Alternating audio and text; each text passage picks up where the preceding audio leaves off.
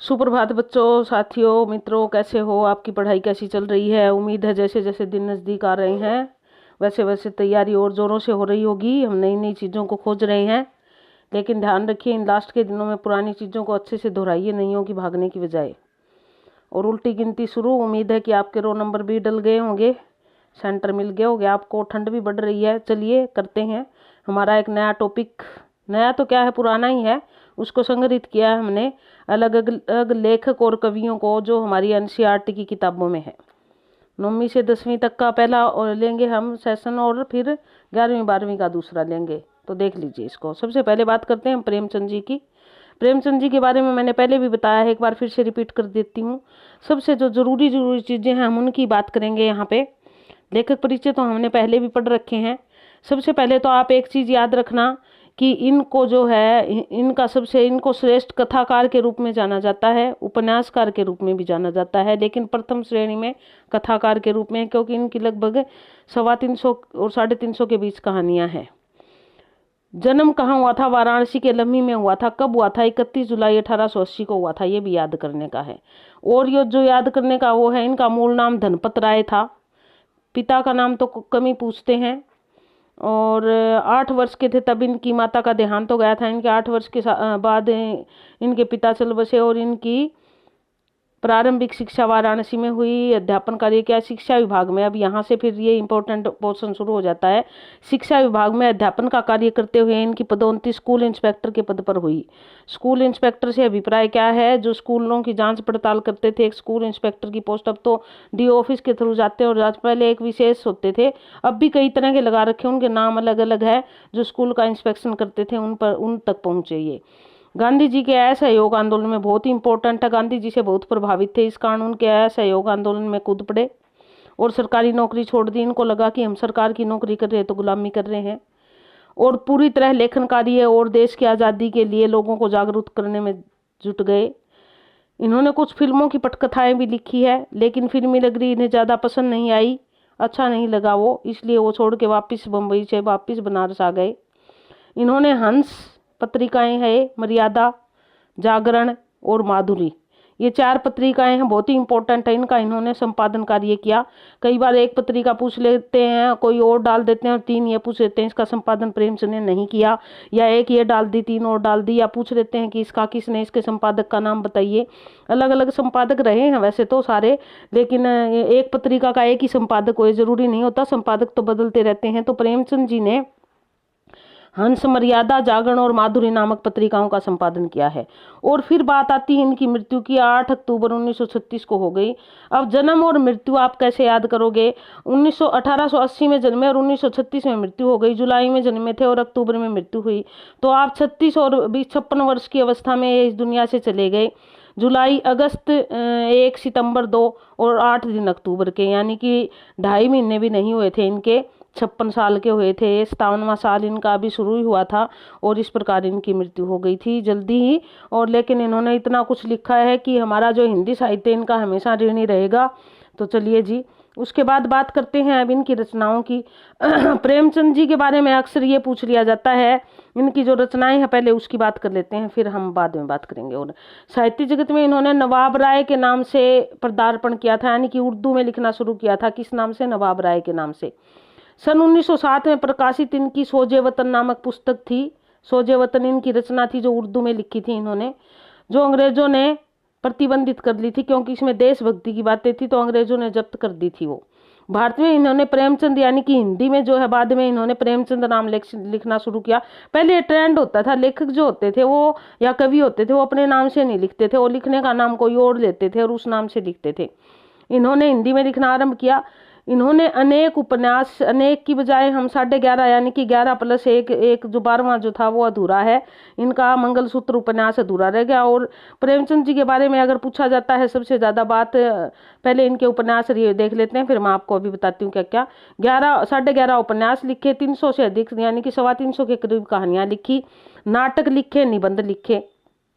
इनके प्रसिद्ध उपन्यास है निर्मला, प्रतिज्ञा, वरदान, रंगभूमि, कर्मभूमि, सेवा सदन, प्रेमाश्रम, गबन और गोदान। इनके ये गोदान जो है इनका क्या है, प्रौढ़ उपन्यास है। प्रौढ़ मतलब परिपक्व उपन्यास है, बहुत अच्छी श्रेणी का उपन्यास है। और कहते हैं यदि मंगलसूत्र पूरा होता तो मंगलसूत्र की तो बात ही कुछ और होती, मंगलसूत्र तो इस तरह का उपन्यास था। तो इस प्रकार जो है इनके उपन्यास जो है वो धरातल पर खड़े हुए हैं, यथार्थ पर खड़े हुए हैं। प्रेमचंद के उपन्यासों में क्या है, आम जीवन का वर्णन है, एक मध्यम वर्गीय परिवार का जीवन है, एक किसान का जीवन है, इस प्रकार का जीवन इनके उपन्यास में दिखाई देता है। ठीक है, तो उसके बाद देख लीजिए आगे क्या है। 1907 से 1900 ये आगे इनका फिर क्या है, इन्होंने कहानी साहित्य रचना काल सन 1907 से 1936 तक है, यानी कि 36 में तो मृत्यु हो गई थी इनकी, 1907 में इन्होंने लिखना शुरू हुआ था। काबा और करबला नामक एक नाटक भी लिखा उन्होंने, काबा और करबला। इनका जो पहली कहानी दुनिया का सबसे अनमोल रत्न थी, उर्दू में थी, ये ध्यान रखना, उर्दू की पहली कहानी ये थी। और इनका पहला कहानी संग्रह था सप्त सरोज। और इनकी पहली हिंदी कहानी थी पंच परमेश्वर। क्या थी, पंच परमेश्वर, ध्यान रखनी है। उर्दू की दुनिया का सबसे अनमोल रत्न, हिंदी की पंच परमेश्वर, और अगर कहानी संग्रह आता है तो सप्त सरोज। इसके पश्चात इनके जो अन्य कहानी संग्रह प्रकाशित हुए उनमें नवनिधि प्रेम, पूर्णिमा, प्रेम पचीसी, प्रेम द्वादशी, प्रेम तीर्थ, प्रेम चतुर्थी, प्रेम प्रसून्न, प्रेम प्रतिमा, प्रेरणा, समाधि, प्रेम पंछी आदि प्रसिद्ध है। इनकी समस्त कहानियां किसमें है, मानसरोवर के 8 भागों में और गुप्त धन में संग्रहित है। यानी कि ये इस प्रकार इनकी कहानियां हैं जो मानसरोवर के 8 भागों में सारियों को संग्रहित किया गया है। अब देख लीजिए कि ये क्या है। इसके अलावा इनकी कहानी आपने कफन पढ़ी होगी, कफन इनकी बहुत ही प्रौढ़ कहानी है, अंतिम समय की कहानी है। और उसके बाद जो ना पूस की रात, बूढ़ी काकी, नमक का दरोगा, दूध का दाम, ये सारी कहानियां जो है इस प्रकार की कहानी है। तीसरी कसम, इन पे जो है ना बहुत कुछ पढ़ा है हमने पहले भी, और कई बार ये पूछ ली जाती है। तो जब 350 कहानियां, मैं ये तो नहीं कहूँगी आपको कि आप याद कर लो, लेकिन आप एक तो मानसरोवर के 8 भागों में संग्रहित है ये याद रखो। एक जो ना इनकी मुख्य मुख्य जो कहानियां हैं, बूढ़ी काकी है, नमक का दरोगा है, दूध का दाम है, जो हमारे सिलेबस में अक्सर जिनको हम पढ़ते हैं वो आप जरूर याद रखो, क्योंकि अक्सर पूस की रात, कफन, उनमें से ही पूछ ली जाती है। पंच परमेश्वर, ये कहानियां जो है हमें अवश्य याद रखनी होगी। और इनके उपन्यास भी याद रखने होंगे हमें, कि इनका प्रथम उपन्यास कौन सा था और इनका अंतिम उपन्यास कौन सा था, ये भी याद होना चाहिए हमें। अब हम अंतिम उपन्यास की यदि बात करते हैं तो अंतिम उपन्यास की तो बात कर ली हमने, कौन सा था। अगर प्रौढ़ उपन्यास की बात आती है फिर तो था हमारा प्रौढ़ उपन्यास तो गोदान माना जाता है। और आरंभिक अगर उपन्यास इनका माना जाता है तो वो है सेवा सदन, इनका पहला उपन्यास था जो हिंदी में इन्होंने लिखा था। लेकिन एक चीज़ और ध्यान रखने की है यहाँ पे कि ये पहले उर्दू में लिखते थे और इन्होंने उपन्यास भी उर्दू में लिखे थे। तो कुछ उपन्यास ऐसे थे जो इन्होंने उर्दू में और नाम से लिखे थे और फिर हिंदी में और नाम से लिखे थे। तो वो भी हमें थोड़ा सा ध्यान रखना पड़ेगा, अच्छे से पढ़ना पड़ेगा। ठीक है, तो चलिए अब देखते हैं आगे।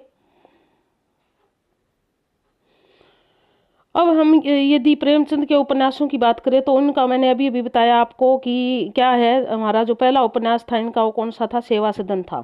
सेवा सदन उपन्यास इनका 1918 में प्रकाशित हुआ था।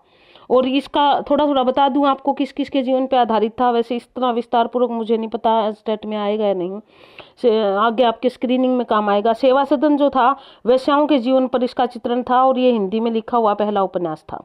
उसके बाद जो है इनका दूसरा उपन्यास आया वरदान, ये 2 सखियों की कहानी थी वरदान में। वरदान उपन्यास ये वाला जो है वो सेवा सदन 1918 में आया था, वरदान जो है 1921 में आया था, 2 सखियों की कहानी थी। उसके बाद प्रेम आश्रम आया, ये जो ना ग्रामीण जीवन का चित्रण है, इसमें वकील मुंशी के द्वारा जो है आक्रांत है और इस प्रकार एक सामान्य जीवन में जो है किस प्रकार लोगों को दुखी रहना पड़ता है और किस प्रकार जो है जो अधिकारी होते हैं उनके तलवे चाटने पड़ते हैं, इस प्रकार का था सेवा सदन प्रेम आश्रम जो 1922 में आया। उसके बाद आया फिर उससे पहले 1921 में वरदान आ गया था, 22 में प्रेम आश्रम आया और फिर आया हमारा रंगभूमि। रंगभूमि सामाजिक राजनीतिक समस्याओं पर आधारित एक उपन्यास था रंगभूमि, इसमें ये दे रखा है आपका। उसके बाद फिर आया इनका 1926 में आया कायाकल्प। कायाकल्प उपन्यास इसमें गबन तो है, कायाकल्प इसमें नहीं है। कायाकल्प जो उपन्यास था वो क्या था, वो सांप्रदायिक सामाजिक राजनीतिक समस्याओं पर और पुनर्जन्म की कहानी को लेके कुछ इस प्रकार लिखा गया था। फिर आया इनका निर्मला उपन्यास, जो हमारे सिलेबस में पहले था, अब तो मुझे पता नहीं है या नहीं। निर्मला एक नारी जीवन पर आधारित है। एक व्यक्ति के साथ किस प्रकार एक अच्छी लड़की है, छोटी उम्र की है, उसका ब्याह होता है, उसके 3 बच्चे हैं, 3 बेटे, वो उसके ही हम उम्र है, और इस प्रकार का उपन्यास था। विदुर विवाह के दुष्परिणाम और दहेज प्रथा पर आधारित है। भाई दहेज देना था इसकी माँ को, इसीलिए उसने बुड्ढे की अपनी छोरी ब्याह दी थी। उसके बाद अगला उपन्यास आया हमारा 1929 में, और उसका नाम था प्रतिज्ञा। प्रतिज्ञा उपन्यास जो था वो प्रेम साधना और कर्तव्य का समन्वय था ये। उसके बाद अगला उपन्यास आया गबन। गबन उपन्यास जो था इनका, वो किससे प्रभावित था, वो था ऐसी औरत की कहानी है जो आभूषणों के लिए अपने पति को अबाध्य करती है, गहनों के प्रति उसका आकर्षण है, और उसका पति अपने ऑफिस में गबन कर लेता है। तो ये उसके जालप्पा जैसे कुछ इस तरह के कुछ पात्र थे उसके। और गोदान। फिर आया इनका कर्म भूमि उपन्यास, जो राजनीतिक आंदोलनों से प्रभावित था। और उसके बाद 1935 में आया गोदान।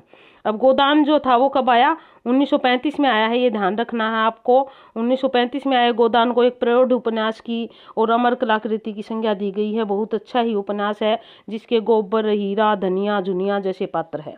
और उसमें जो है एक वर्ग विषमता का चित्रण बड़े सुंदर ढंग से किया गया है। उच्च वर्ग के लोग और सामान्य वर्ग के लोग, एक किसान और एक ब्राह्मण जो है वो धर्म को मानने वाले, किस प्रकार उसको बाध्य करते हैं गौदान के लिए, और अपनी गांव उसकी कैसे चली जाती है, इस प्रकार का कुछ जिक्र है इसमें। उसके बाद फिर 1936 में आया इनका मंगलसूत्र, लेकिन मंगलसूत्र पूरा ही नहीं हो चुका, और 1936 में इनकी मृत्यु हो गई थी प्रेमचंद जी की। तो इस प्रकार जो है क्या हुआ, ये इनके उपन्यास 11.5 रह गए, यानी कि 12वां पूरा नहीं हो पाया। तो देखिए ये थी हमारे कुछ इनके प्रेमचंद जी के बारे में। और प्रेमचंद जी के बारे में तो जितनी हम बात करें, 1936 में जो है प्रगतिशील लेखक संघ की स्थापना हुई थी, और उसका इन्होंने अध्यक्षता की थी 1936 में। 1935 में इंग्लैंड में स्थापना हुई थी, ये मैंने पहले ही बता रखी है आपको। और 1936 में जो इन्होंने स्थापित किया था, अध्यक्षता की थी उसकी, प्रगतिशील लेखक संघ की। तो इनका पूरा जीवन जो है लेखन काल में और संघर्षों में बीता, किस प्रकार इन्होंने जीवन व्यतीत किया है, मैंने थोड़ा थोड़ा मोटा मोटा पढ़ा है। रचनाएं इनकी मुख्य मुख्य मैंने बता दी है आपको, कौन कौन सी कैसे कैसे याद करनी है। उसके बाद अगला देख लीजिए, ये मैंने आपको पहला और बाद में बताया कई बार, जो ना आरोही या अवरोही क्रम में रखने आ जाते हैं, इस प्रकार के प्रश्न आने की संभावना है, इसलिए हमें थोड़ा सा पता होना चाहिए। चलिए जी आगे बढ़ते हैं। अगला हमारा लेखक है राहुल सांकृत्यायन। राहुल सांकृत्यायन के बारे में अगर बात करें तो ये जो है एक बौद्ध भिक्षु थे, इसलिए इनका नाम जो है राहुल सांकृत्यायन रखा गया। उसके बाद देखिए, आधुनिक हिंदी साहित्य के प्रमुख हस्ताक्षर। इनका जन्म उत्तर प्रदेश के आजमगढ़ जिले में हुआ था, पंधा गांव में 1893 में हुआ था। इनका मूल नाम केदारनाथ पांडे था। ये देखिए मूल नाम क्या है इनका, केदारनाथ पांडे है। राहुल सांकृत्यायन कब रखा, जब ये श्रीलंका जाकर बौद्ध भिक्षु में दीक्षा ली थी इन्होंने, इस कारण इनका नाम फिर इन्होंने बदल लिया था। ये भी, और जो हमारे वैद्यनाथ मिश्र यानी कि नागार्जुन थे, उन्होंने भी श्रीलंका में जाके दीक्षा ली थी बौद्ध धर्म की। घुमक्कड़ प्रवृत्ति के थे इनमें, जो न इधर उधर घूमते रहते थे। इसी कारण बाद में वो साधु बन गए, यानी कि बौद्ध भिक्षु बन गए। उनका नाम पड़ा दामोदर, दामोदर नाम से भी जाना गया। आरंभिक शिक्षा इनकी रानी की सराय गांव में ग्रहण की, और इन्होंने मिडिल की परीक्षा निजामाबाद, ये कोई ज्यादा इतनी इंपॉर्टेंट नहीं है। ये स्वभाव से ही घुमक्कड़ थे। इन्होंने संपूर्ण भारत को, लगभग 1/3 विश्व के महत्वपूर्ण देशों की यात्रा की है। श्रीलंका में बहुत सारा जीवन बिताया इन्होंने। तिब्बत, नेपाल, ईरान, चीन, जापान, मचूरिया, इंग्लैंड, सोवियत संघ आदि देशों की यात्रा इनके जीवन दर्शन और दिशा को निर्मित करने में महत्वपूर्ण भूमिका निभाई। अत्यंत कठिन परिस्थितियों में 1 से अधिक बार तिब्बत की यात्रा की इन्होंने। तिब्बत यात्रा बहुत मुश्किल है, रास्ते भी नहीं थे और वहाँ लुटेरे भी थे। दुर्लभ प्राचीन भारतीय ग्रंथों की प्रतिलिपियां खोजकर अनेक वर्षों तक वे रूस में भारतीय दर्शन के अध्यापक रहे। और कहाँ रहे, रूस में भारतीय दर्शन के अध्यापक रहे। सन 1930 में इन्होंने श्रीलंका जाकर बौद्ध धर्म ग्रहण किया, तब इनका नाम राहुल सांकृत्यायन पड़ा। पहले क्या इस नाम से जाना गया था इनको, दामोदर नाम से। एक साधु के रूप में रहते थे ये, तो दामोदर कहने लगे थे लोग इनको। और जब बौद्ध भिक्षु बन गए तब इनका नाम पड़ा राहुल सांकृत्यायन। और सन 1963 में इनका निधन हो गया। अब 63 में इनका निधन हुआ, और 93 में जो जन्मे थे, 3 तो ठीक है, ऐसे याद करके रखोगे। और 6 को उल्टा करके लिखते हैं तो 9 हो जाता है। इस प्रकार हम इसको याद रख सकेंगे। और वैसे अगर इनके करो तो 70 साल की उम्र इनकी टोटल निकलती है, 70 साल तक जीवित रहे। ये तो इस प्रकार इनका जीवन है अगर जन्म के बारे में आ जाए तो। या कई बार यूं आ जाता है कि कौन सा ऐसा भिक्षु था जिन्होंने जो ना श्रीलंका में जाकर दीक्षा ली, और इनका नाम अगर आ जाता है तो फिर हम लिख देंगे। या दामोदर नाम से कौन सा लेखक जाना जाता है तो इनका नाम आ जाता है। घुमक्कड़ प्रवृत्ति का किसको कहते हैं, या घुमक्कड़ शास्त्र किसने लिखा, इस प्रकार की रचना इनकी आ जाती है तो हम इनका लिख दें। राहुल जी सही अर्थों में महापंडित थे। महापंडित क्या, इनको कई भाषाओं का ज्ञान था, पढ़े लिखे थे और इधर उधर घूम के बहुत सारा ज्ञान अर्जित किया था। इनकी रचनाओं में हिंदी साहित्य की अधिकांश विधाओं को समृद्ध किया है, यानी कि सारी विधाओं में लगभग 150 के करीब इनकी रचनाएं हैं। 150 रचनाएं जिनकी हो, जी पुस्तकें 150 पुस्तकें जिनकी हो, तो आप समझ सकते हो उन्होंने कितना कुछ लिखा होगा। मेरी जीवन यात्रा के 6 भाग है। दर्शन दिग्दर्शन, दिग्दर्शन 22वीं सदी, जय योध्या, वोल्गा से गंगा, भागो नहीं, दुनिया को बदलो, दिमागी गुलामी, घुमक्कड़ शास्त्र बहुत ही इंपॉर्टेंट है, घुमक्कड़ शास्त्र इनका, और जय योधे ये भी कई बार पूछा जाता है, वोल्गा से गंगा तक, ये जो है ना ये रचना इनकी काफ़ी इंपॉर्टेंट है। इनकी प्रमुख कृतियां हैं, इन्होंने हिंदी की कहानियां, दक्षिणी हिंदी काव्य धारा और हिंदी काव्य धारा प्रस्तुत कर हिंदी साहित्य को लुप्त प्राय सामग्री को, यानी कि जो दक्षिण में जो कुछ कहानियां थी दक्षिणी हिंदी में जो लिखी गई थी, जिनको पढ़ नहीं रहे थे, लुप्त प्राय हो रही थी, उस सामग्री का इन्होंने उद्धार किया, यानी कि उनको लोगों के सामने लेके आए।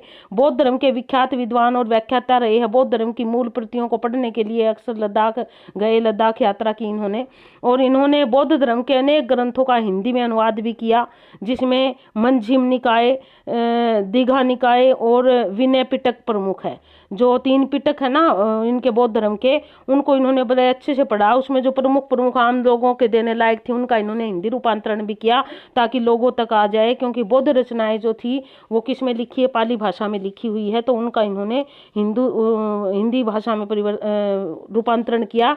तो इस प्रकार इनका जीवन जो है वो घुमक्कड़ रहा। इनका घुमक्कड़ शास्त्र रचना बहुत ही प्रसिद्ध है, ये ध्यान रखो।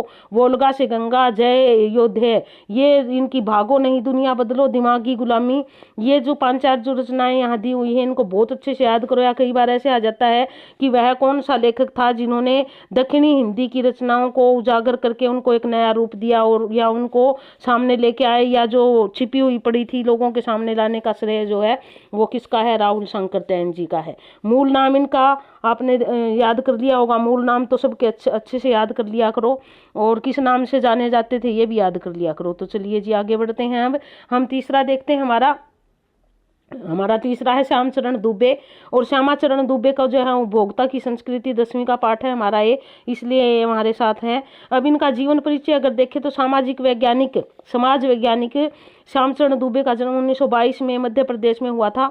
इन्होंने नागपुर विश्वविद्यालय से मानव विज्ञान में PhD की, ध्यान देना किसमें की थी, मानव विज्ञान में PhD की थी, और देश के विश्वविद्यालयों में अध्यापन कार्य किया। इनका अनेक स्थानों से संबंध रहा। 1996 में इनका निधन हुआ। इनका निधन हुए जो है वो 14 साल 20 और 24 साल हो गए हैं।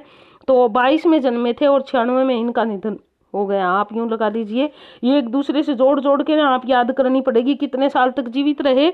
जन्म और मृत्यु वैसे तो कम ही पूछी जाती है, लेकिन फिर भी थोड़ा सा हमें ध्यान होना चाहिए। उसके बाद आगे देख लीजिए हमारा, इनकी रचनाओं की बात यदि करें हम तो कौन कौन सी रचनाएं हमें अच्छे से याद रखनी है। डॉक्टर श्यामचरण दुबे ने भारत की जनजातियों तथा ग्रामीण समाज पर, ध्यान देना इनका जो विषय था जनजातियां और ग्रामीण समाज था, गहन अध्ययन किया। इनसे संबंधित इनकी रचनाओं ने समाज का ध्यान अपनी ओर आकर्षित किया, यानी कि इनकी रचनाओं में इसी प्रकार की बातें थी जिनमें ग्रामीण वातावरण और जनजातियों का था। इनकी प्रमुख रचनाएं मानव और संस्कृति, ये देखिए मानव और संस्कृति, परंपरा और इतिहास, बौद्ध संस्कृति तथा शिक्षा, समाज और भविष्य, भारतीय ग्राम विकास का समाजशास्त्र, और संक्रमण की पीड़ा जो है, और समय और संस्कृति, ये समय और संस्कृति, संक्रमण की पीड़ा, और इसके अलावा जो न मानव और संस्कृति, ये इनकी बहुत ही इंपॉर्टेंट रचनाएं हैं। तो इनको आप अच्छे से याद करोगे। संस्कृति और समाज, इससे जो न जुड़ी हुई जो चीज़ें थी वो इनके रचनाओं का विशेष जो न वो थीम रहा, और उन्हीं से संबंधित इनकी रचनाएं थी। भाषा सरल सहज थी इनकी, सामान्य भाषा का प्रयोग किया इन्होंने। कहीं कहीं तकनीक शब्दों का भी प्रयोग है इनकी भाषा में, क्योंकि जो है साइंस के स्टूडेंट होने के कारण तकनीक शब्द कहीं कहीं आ जाते हैं, लेकिन सामान्य हिंदी का प्रयोग है आमतौर पर। जनजातियों का जिक्र करते हुए स्थानीय शब्दों का प्रयोग भी किया है इन्होंने। उसके बाद अगला देख लीजिए, सांवले सपनों की याद। जाबिर हुसैन इसके लेखक का नाम है। अब जाबिर हुसैन जी की पाठ था सांवले सपनों की याद। यहाँ हम जाबिर हुसैन जी को देखेंगे क्या है इनका जीवन परिचय। इनका जन्म बिहार के नालंदा जिले में नौनही राजगीर में सन 1945 में हुआ था। अब देश आज़ाद होने से 2 साल पहले जन्मे थे ये। इन्होंने अध्ययन में विशेष रुचि थी। अंग्रेजी भाषा साहित्य में उपाधियां प्राप्त करने के बाद अंग्रेजी भाषा एवं साहित्य के प्राध्यापक नियुक्त हुए। और पहले तो अंग्रेजी की तरफ विशेष आकर्षण था, लेकिन धीरे धीरे हिंदी की तरफ आए। और सन 1977 में बिहार के मुंगेर विधानसभा क्षेत्र से सदस्य चुने गए। ध्यान रखना, 1977 में मुंगेर विधानसभा क्षेत्र से सदस्य चुने गए। इन्हें बिहार के मंत्रिमंडल में मंत्री बनाया गया था। सन 1995 में इनका बिहार विधानसभा परिषद में सभापति भी बनाया गया।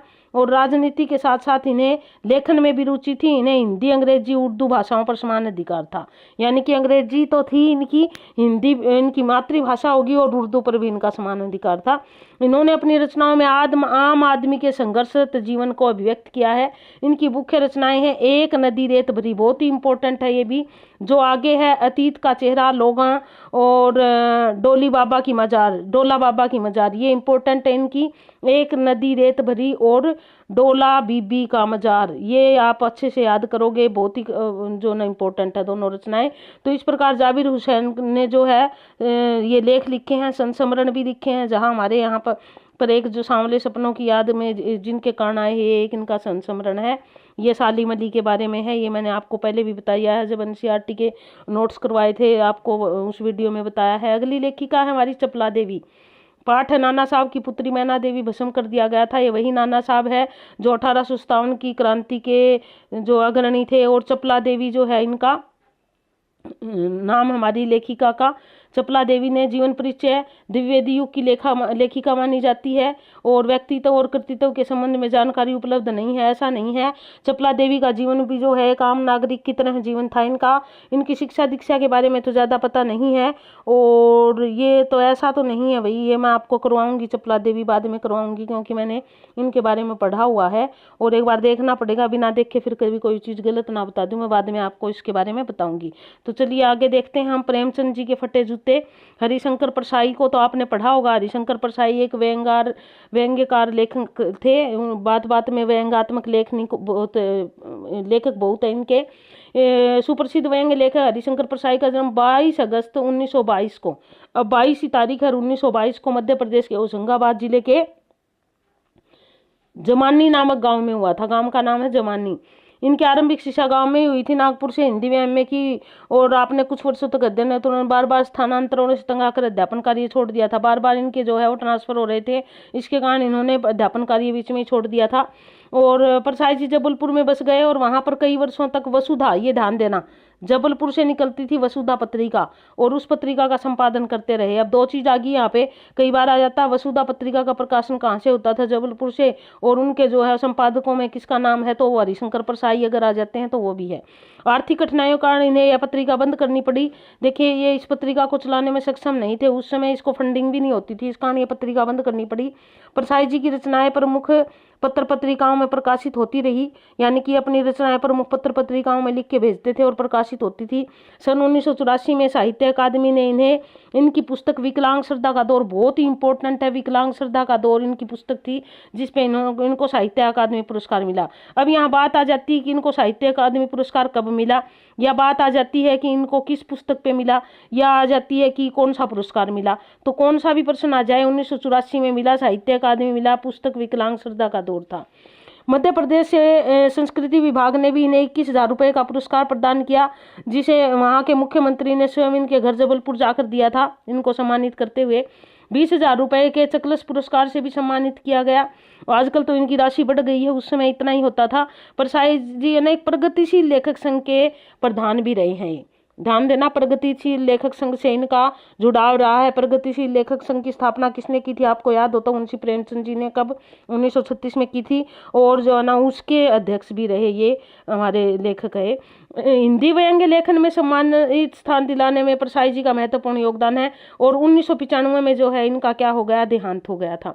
परसाई जी का व्यंग्य हिंदी साहित्य में अनूठा है। प्रसिद्ध पत्रिका सारिका कमलेश्वर की थी। इनका स्तंभ तुलसीदास चंदन घिसे के नाम से निकलता था, तो बहुत ही ज़्यादा प्रचलित था, जो बहुत ज़्यादा लोकप्रिय था लोगों में। उसकी चर्चाएं आम जो पढ़े लिखे लोग जो पत्रिका पढ़ते थे वो अक्सर किया करते थे। इन सामाजिक विकृतियों को इन्होंने सदा ही अपने पन से व्यंग्य का विषय बनाया। और इनकी प्रमुख रचनाएं कुछ इस प्रकार है। इनकी रचनाएं देख लीजिए, रचनाएं बहुत बार आ जाती हैं इनकी। परसाई जी की कहानी है, हंसते हैं रोते हैं जैसे उनके दिन फिरे, इंपॉर्टेंट है। दो नाक वाले लोग, ये भी माटी कहे कुम्हार से, तू क्या रोंदे मोए, एक दिन ऐसा आएगा मैं रोन दूंगी तो।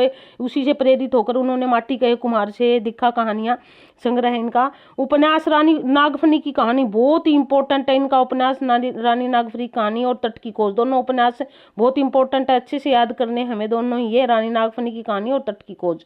उसके बाद निबंध संग्रह तब की बात और थी, भूत के पांव पीछे बेईमान की प्रत, पगडंडियों का जमाना, बहुत इंपॉर्टेंट है।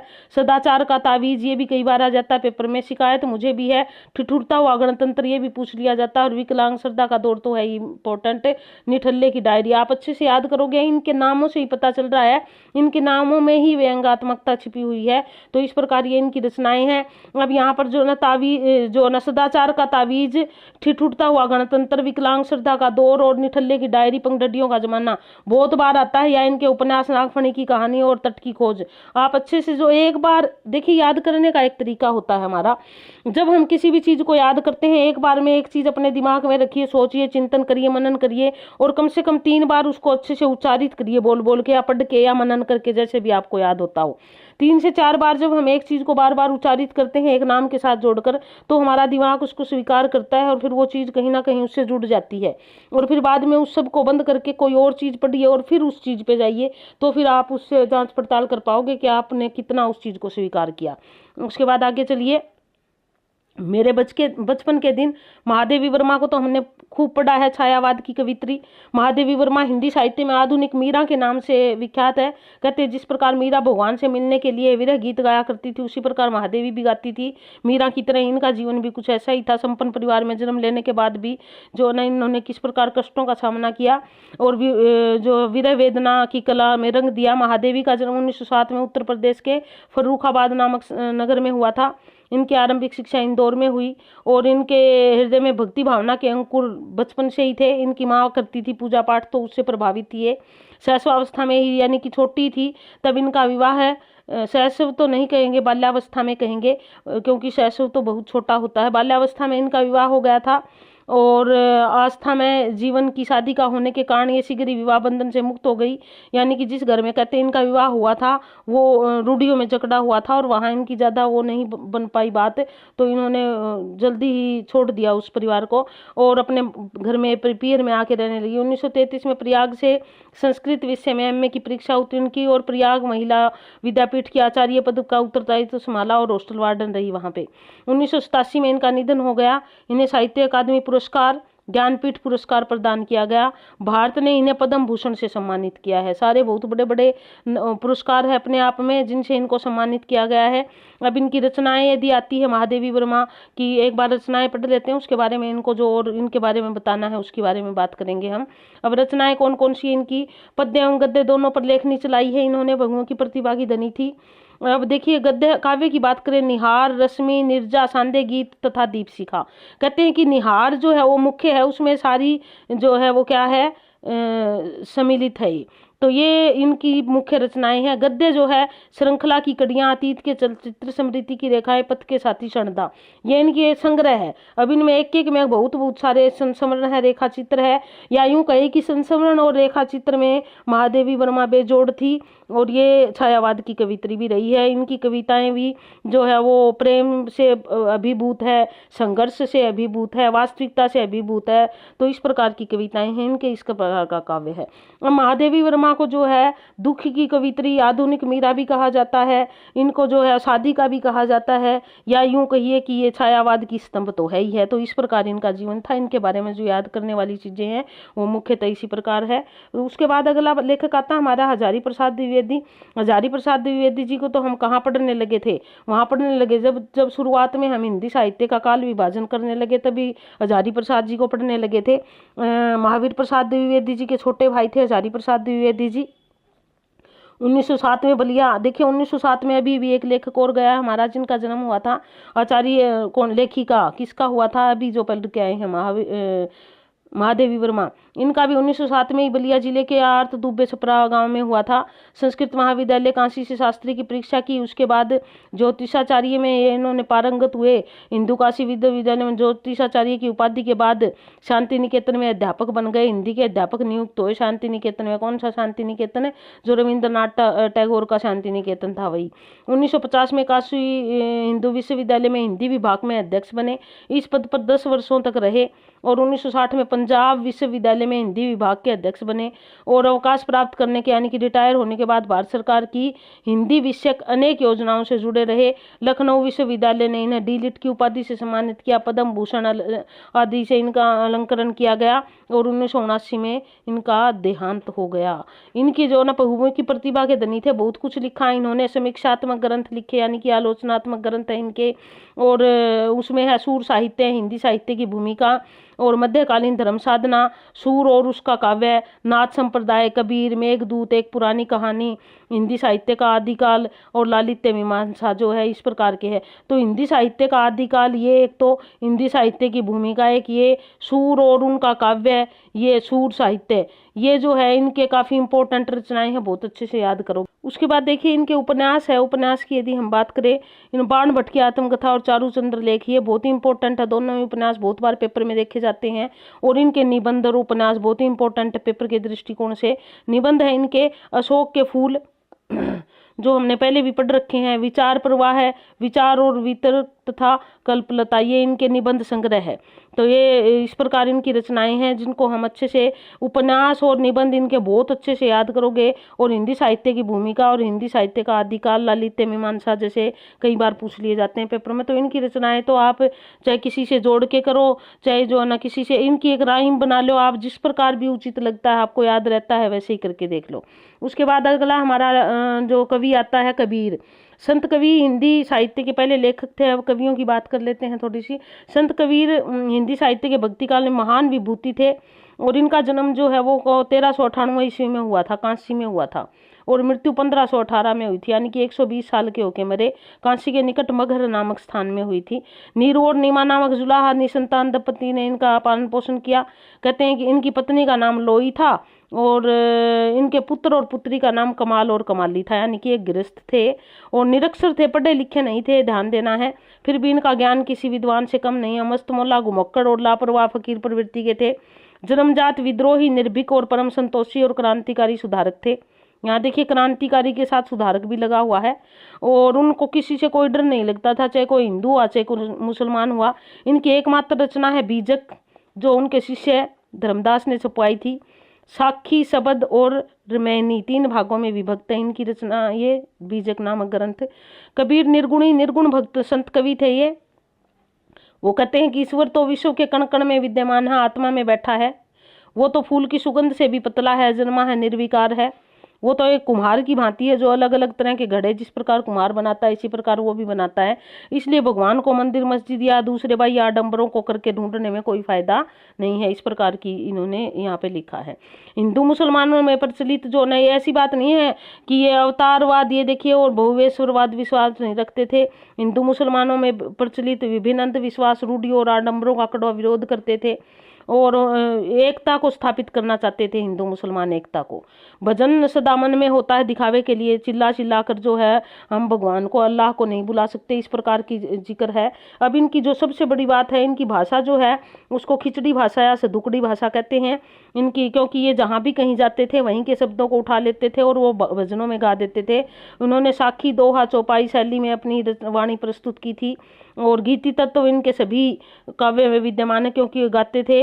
इनकी भाषा में सभी भाषाओं का विद्यमान होने के कारण इनकी भाषा को खिचड़ी या सदुकड़ी भाषा कहा जाता है। तो इस प्रकार का इनका जीवन रहा, जो एक क्रांतिकारी विचारों के कवि थे और जिन्होंने समाज में जो ना अल्लाह और भगवान दोनों को एक ही रूप में माना है और कहा कि आत्मज्ञान से ही भगवान को पाया जा सकता है। उसके बाद हमारी दूसरी कवित्री है ललदियद। ललदियद जो है एक कश्मीरी कवित्री थी। कश्मीरी भाषा में इन्होंने लिखा है।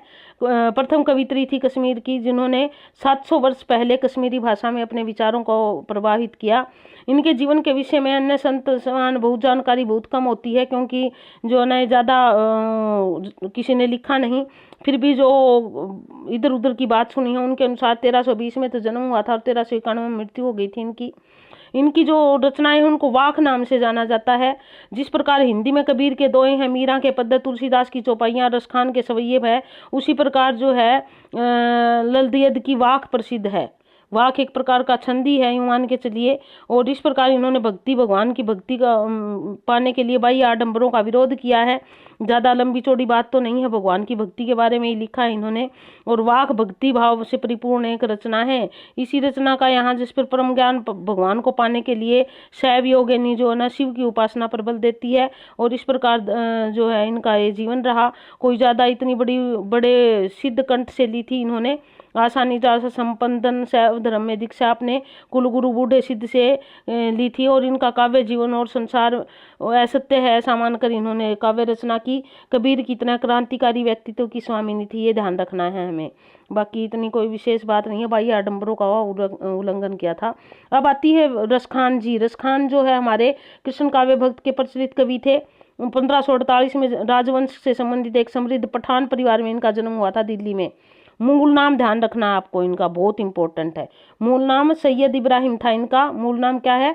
मूल नाम सैयद इब्राहिम। और श्री कृष्ण की भक्ति के कारण लोग इनको रसखान कहने लगे कि ये रसों की खान है। भक्ति भावना से भरी ओतप्रोत रचनाएं लिखते थे। और गोस्वामी विट्ठलनाथ ने इन्हें अपना शिष्य बना लिया था ये कृष्ण काव्य धारा के। और तब ये ब्रजभूमि में जा बसे और वहीं अपना जीवन यापन किया।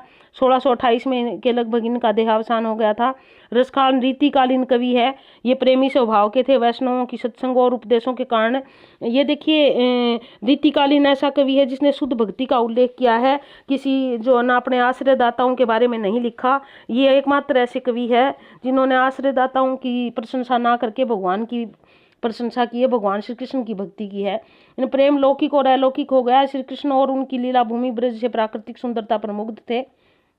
2 रचनाएं प्राप्त होती हैं इनकी, सुजान, रसखान और प्रेम वाटिका। अब इनकी 2 रचनाएं प्राप्त हुई, सुजान, रसखान और प्रेम वाटिका। रसखान रचनावली के नाम से भी इनकी रचनाओं का संग्रह मिलता है, लेकिन वो उसको अर्ध प्रमाणिक मानते हैं। तो लेकिन आप याद रख लोगे रसखान रचनावली, सुजान, रसखान, प्रेम वाटिका। प्रेम वाटिका तो बहुत बार पूछी जाती है पेपरों में। श्री कृष्ण का भक्त होने के कारण ये जो है उनकी वेशभूषा, बांसुरी, बाल क्रीड़ा इतना सुंदर वर्णन किया है कि सब ने बुरी बुरी प्रशंसा की है। सगुण भक्त उपासक थे, श्री कृष्ण की भक्ति करते थे। सहज सरल और ब्रज भाषा में इनकी रचनाएं हैं। रसखान ने भाषा और भावों में कोमल है, जिसमें जरा भी बनावटीपन नहीं है। यानी कि उनकी भाषा जो है वो वास्तविक है और अपनी मधुर, सरस और प्रवाहमयी भाषा के लिए प्रसिद्ध थे। इतने सरल और मोहक रूप में प्रयुक्त करते थे कि झरने के प्रवाह के समान निरंतर पाठक उसके रस में डूब जाते थे। और कहते थे हमारे इन देखिए यहाँ पर निसंदेह भाव से मणि कांचन प्रयोग ने रसखान को रस की खान के रूप में स्थापित कर दिया था। उनके कृष्ण भक्ति प्रेम को देखकर श्रेष्ठ जो है ना कवि काव्य उन पर मुग्ध हो गए थे। और इन मुसलमान हरिजन पर कोटिक हिंदू बारिये ऐसी बात कह दी थी किसने? गोसाई विट्ठलनाथ ने। तो इस प्रकार जो है वो क्या थे तो मुसलमान, लेकिन कर्म से वो किसी हिंदू से भी ज़्यादा बढ़कर थे और कृष्ण के सच्चे भक्त थे। तो ये रसखान का जीवन था। उनके बारे में जो थोड़ा सा एक तो ये लाइन ये इंपॉर्टेंट है, ये याद कर लेना। कई बार ये आ जाता किसने कहा था, किसके लिए कहा था, क्यों कहा था। तो ये और रसखान नाम क्यों पड़ा था, इनका किस प्रकार की भाषा थी। और रीतिकालीन कवि बताइए, जो रीतिकालीन होते हुए भी उसने भक्तिकालीन जैसी रचनाएं लिखी, तो रसखान आता है। अब नाम आता है माखनलाल चतुर्वेदी। राष्ट्रीय काव्य धारा के कवि माने जाते हैं। गांधीवादी विचारधारा से प्रभावित थे। और इनका माखनलाल चतुर्वेदी देश की स्वतंत्रता पहले युवा वर्ग में संघर्ष और बलिदान की भावना से भरने में समर्थ कवि और प्रखर पत्रकार भी थे ये एक। इनका जन्म मध्य प्रदेश के होशंगाबाद जिले में बाबई गांव में 1889 ईस्वी में हुआ था। इनका बचपन आर्थिक अभाव में बीता। जीवन के संघर्ष ने इनकी पत्नी को टीवी का शिकार बना दिया और इन्हें केवल 16 वर्ष की अवस्था में ही शिक्षक बनना पड़ा। 16 वर्ष की अवस्थाओं में और कौन शिक्षक बना था याद हो तो प्रेमचंद जी भी बने थे। बाद में इन्होंने अध्यापन कार्य छोड़ दिया और प्रभा नामक पत्रिका का संपादन भार संभाल लिया। इन्होंने कर्मवीर और प्रताप पत्रिकाओं का संपादन भी किया है। कर्मवीर पत्र था, प्रताप पत्रिका थी। कर्मवीर में राष्ट्रीय भावनाएं भरी रहती थी और इस कारण कर्मवीर पत्र काफी चर्चित रहा, इनके नाम के साथ ही जुड़ा रहा, यूं मान लीजिए कर्मवीर पत्र। सन 1968 में इनका देहांत हो गया। हमारा हरियाणा 66 में आज़ाद हुआ था, 2 साल बाद देहांत हो गया, ऐसे याद कर लोगे। यानी कि 69 साल के जो है ना, ये अभी 70 के हुए नहीं थे, 1 साल कम ही नहीं, 80 साल की अवस्था के लगभग पहुंच गए थे। 79 साल की उम्र में इनका देहावसान हो गया था। तो इस प्रकार इनकी मृत्यु हुई। और चतुर्वेदी की प्रमुख रचनाएं, इनका हिम किरीटनी बहुत ही इंपॉर्टेंट है, साहित्य देवता, हिम तरंगिणी, वेणुलो, गूंजे धरा, माता, युग चरण, मरण, ज्वार, बिजुली काजर, आज रही आदि। इनकी प्रमुख रचनाएं माखनलाल चतुर्वेदी ग्रंथावली के खंडों में संकलित है। इनकी रचनाओं में अंग्रेजी राज्य के प्रति विद्रोह का भाव मुखरित होता है, चाहे जीवन छायावाद के युग से विकसित हो या इनका काव्य छायावाद से अलग हो रहा। इनके काव्य में राष्ट्रीय और सांस्कृतिक भावों की प्रमुखता देखने को मिलती है और इनको एक भारतीय आत्मा के नाम से भी जाना जाता है। माखनलाल चतुर्वेदी को किसके नाम से जाना जाता है? एक भारतीय आत्मा के नाम से। उसके बाद इनकी जो एक बहुत ही चर्चित कविता रही, पुष्प की अभिलाषा रही, मुझे तोड़ लेना वनमाली, उस पथ पर देना तुम फेंक, मातृभूमि पर शीश चढ़ावे जिस पर जाए वीर अनेक। ये जो है बलिदानियों को समर्पित है एक कविता।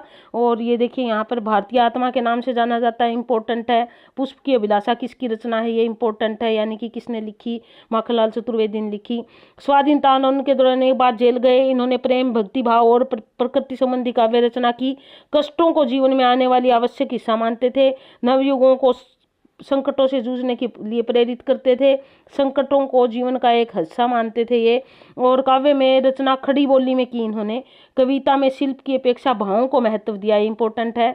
परंपरागत छंद योजना की थी इन्होंने। कविता में उर्दू तथा फारसी शब्दावली का प्रयोग किया है, तत्सम शब्दावली भी है और बोलचाल के शब्दों का प्रति इनका विशेष मोह था। इस कारण इनकी भाषा जन सामान्य की भाषा है, कोई विशेष नहीं है। यहाँ पे जो याद रखने की बात है वो क्या है, इन्होंने जो है वो क्या किया था, शिल्प की अपेक्षा भावों को महत्व दिया था, ये ध्यान रखने की है। पुष्प की अभिलाषा और एक भारतीय आत्मा और इनकी रचना, इनको विशेष तौर पे ध्यान रखोगे। चलो जी आगे बढ़ते हैं। अगला हमारा लेखक है, कवि है सुमित्रानंद पंत, जिनका मूल नाम था गोसाईदास। और अब देखिए इनका जन्म कब हुआ था? इनका जन्म 1900 में हुआ था। और कहाँ हुआ था?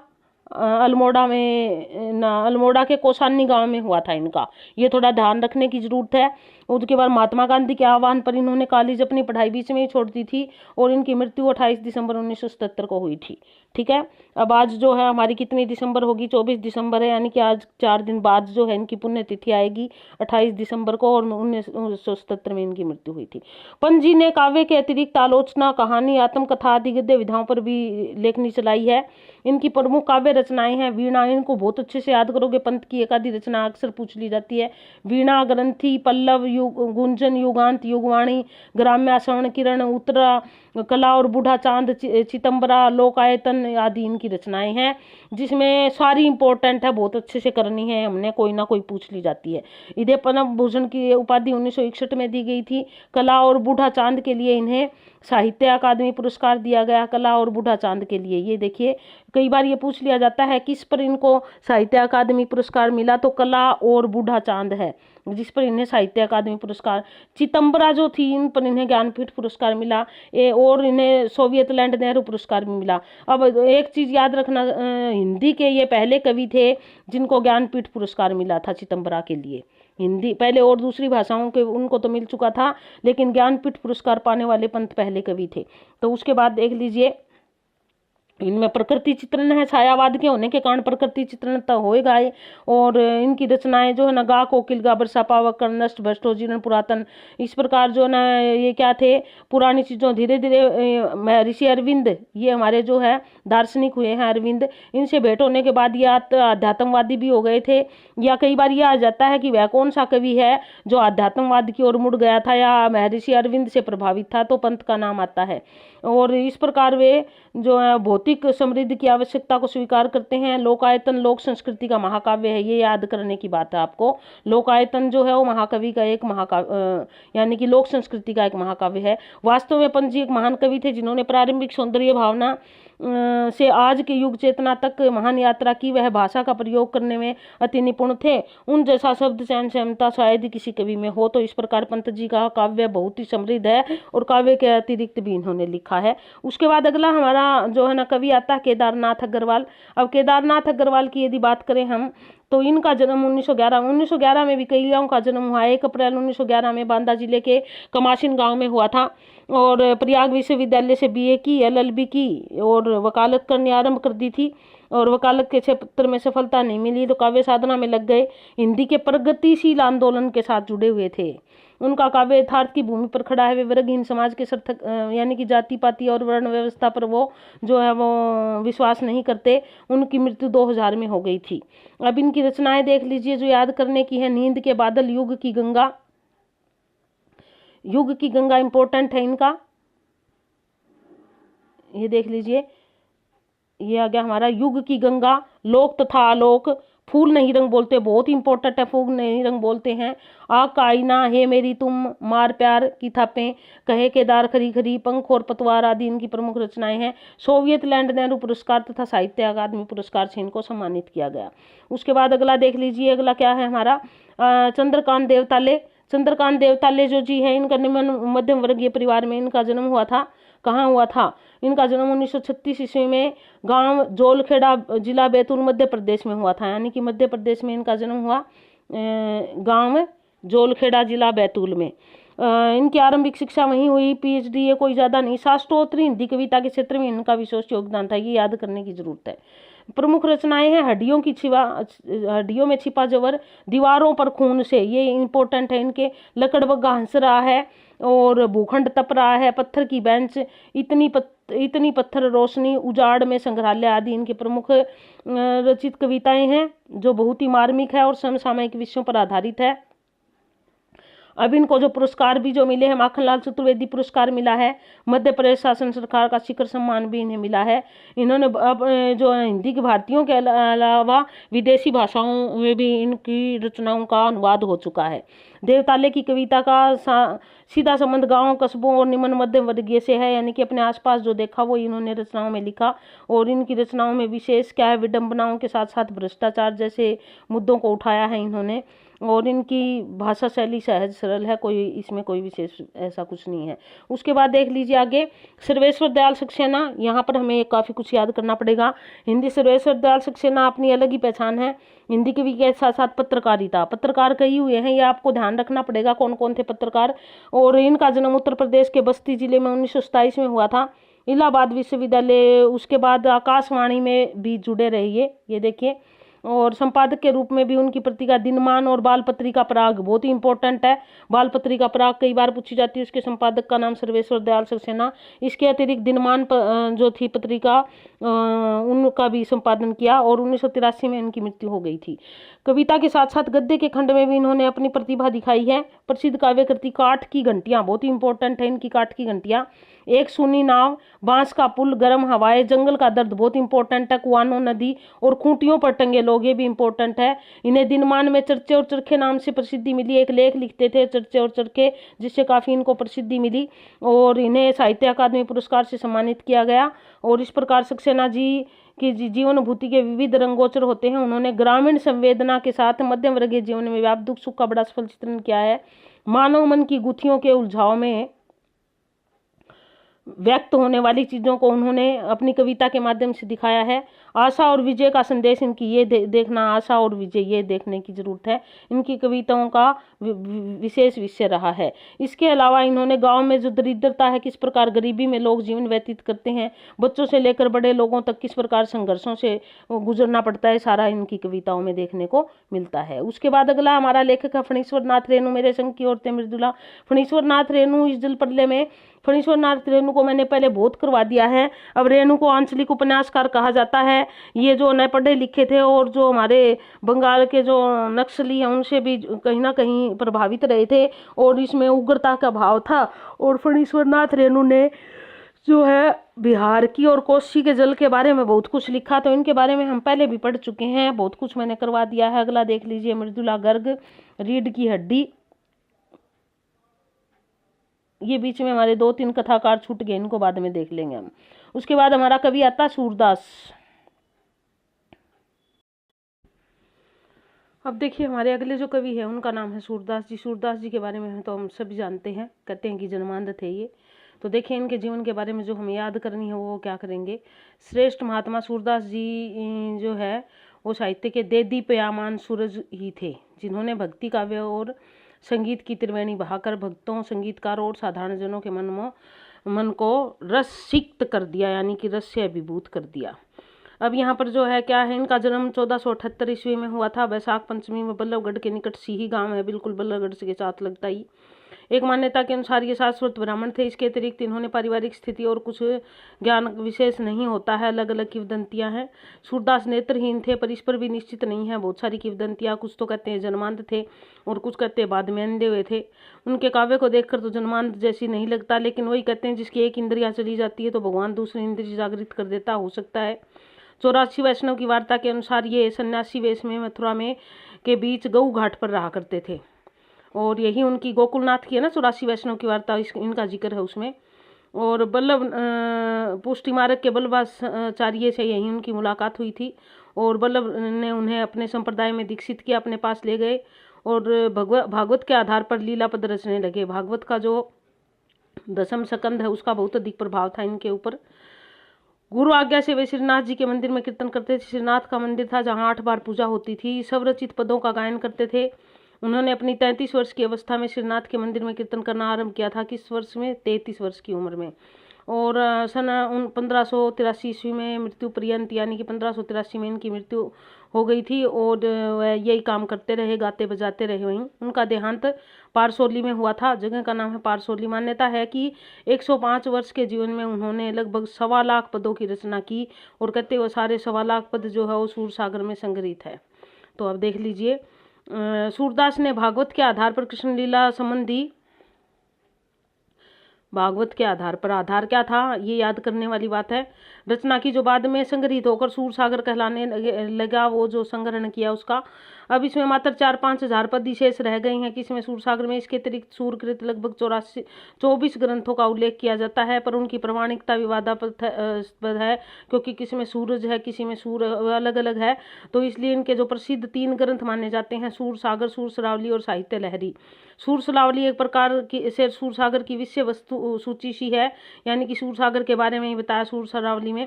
साहित्य लहरी में सूरसागर के लिए दिए गए कूट पदों का संग्रह है, यानी कि कूट पदों की व्याख्या है उसमें संग्रहण करके।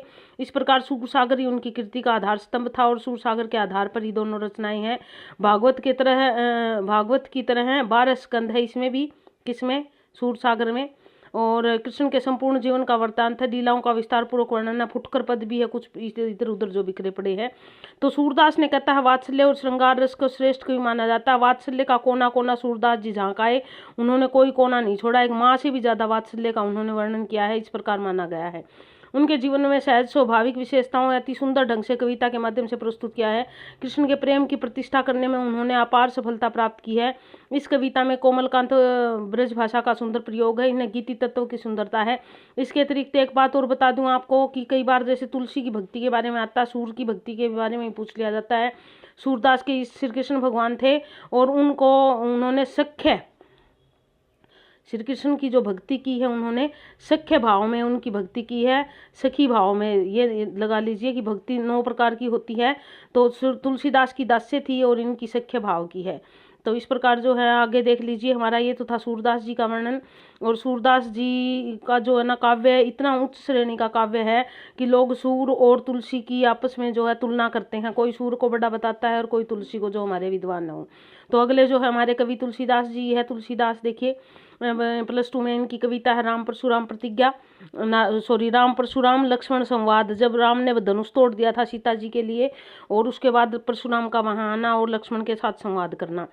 तुलसीदास जी राम मार्गी, यानी कि ये सगुण भक्त थे और राम मार्गी शाखा के प्रतिनिधि कवि माने जाते हैं। और भारतीय इतिहास और संस्कृति के लिए गौरव है, क्योंकि रामचरितमानस जैसे ग्रंथ की रचना की है इन्होंने। इनकी रचनाएं जो है तुलसी का राम पे केंद्रित है सारी रचनाएं। 1532 ईस्वी में इनका जन्म हुआ था। बांदा जिले के राजापुर नाम गांव में हुआ था। उनका जन्म कुछ लोग सोरो जिला एटा में भी मानते हैं। उनके जन्म स्थान के बारे में थोड़ा सा विवाद है। वे जाति से सरयू पारी ब्राह्मण थे। ये सरयू पारी ब्राह्मण यानी कि जो सरयू पार नदी के रहते थे उनको सरयू पारी ब्राह्मण कहते थे। उनके पिता का नाम आत्माराम दुबे था और माता का नाम हुलसी था। कई बार माता का नाम पूछ लिया जाता, हुलसी माता का नाम है इनका। तुलसी का सैसो बड़ी कठिनाई में व्यतीत हुआ। उनके माता पिता ने उन्हें मूल नक्षत्र में पैदा होने के कारण त्याग दिया था। कुछ तो कहते हैं मूल नक्षत्र में पैदा हुए थे, बहुत कष्ट कारण थे माता पिता के लिए, इसलिए उनको छोड़ दिया था। कुछ कहते हैं जब इनका जन्म हुआ तो इनके मुंह में 32 दांत थे, इसलिए इसको अपना अपशगुना समझकर छोड़ दिया था। और ये दर दर जो है ना खाने के लिए इधर उधर लोगों के घरों के आसपास घूमते रहते थे और जिस घर के पास होते थे वो भी इसको अपशगुना मान के भगा देते थे वहाँ से। तो इस प्रकार बचपन कहते हैं इनका बहुत कठिनता से बीता। लेकिन जब ये 9 वर्ष के थे, ध्यान दीजिए सारी बातों की तरफ, 9 वर्ष के थे, तब एक दिन कहते हैं कि घूम रहे थे और वहाँ पर जो है ना उसी गांव में गुरु जो ना नरहरि या नंद या नरहरिदास दोनों नामों से जानते हैं उनको आए हुए थे। और उन्होंने जब तुलसीदास जी का मस्तक देखा तो उन्होंने कहा कि ये तो जो ना विलक्षण बुद्धि वाला बच्चा है। और फिर गांव वाले बोले कि ये तो ऐसे ही अपशगुना है। तब उन्होंने बताया कि अपशगुना नहीं है, ये आगे चलकर जो है ना बहुत कुछ करेगा, इसके माथे पर मैं चमक देख रहा हूँ।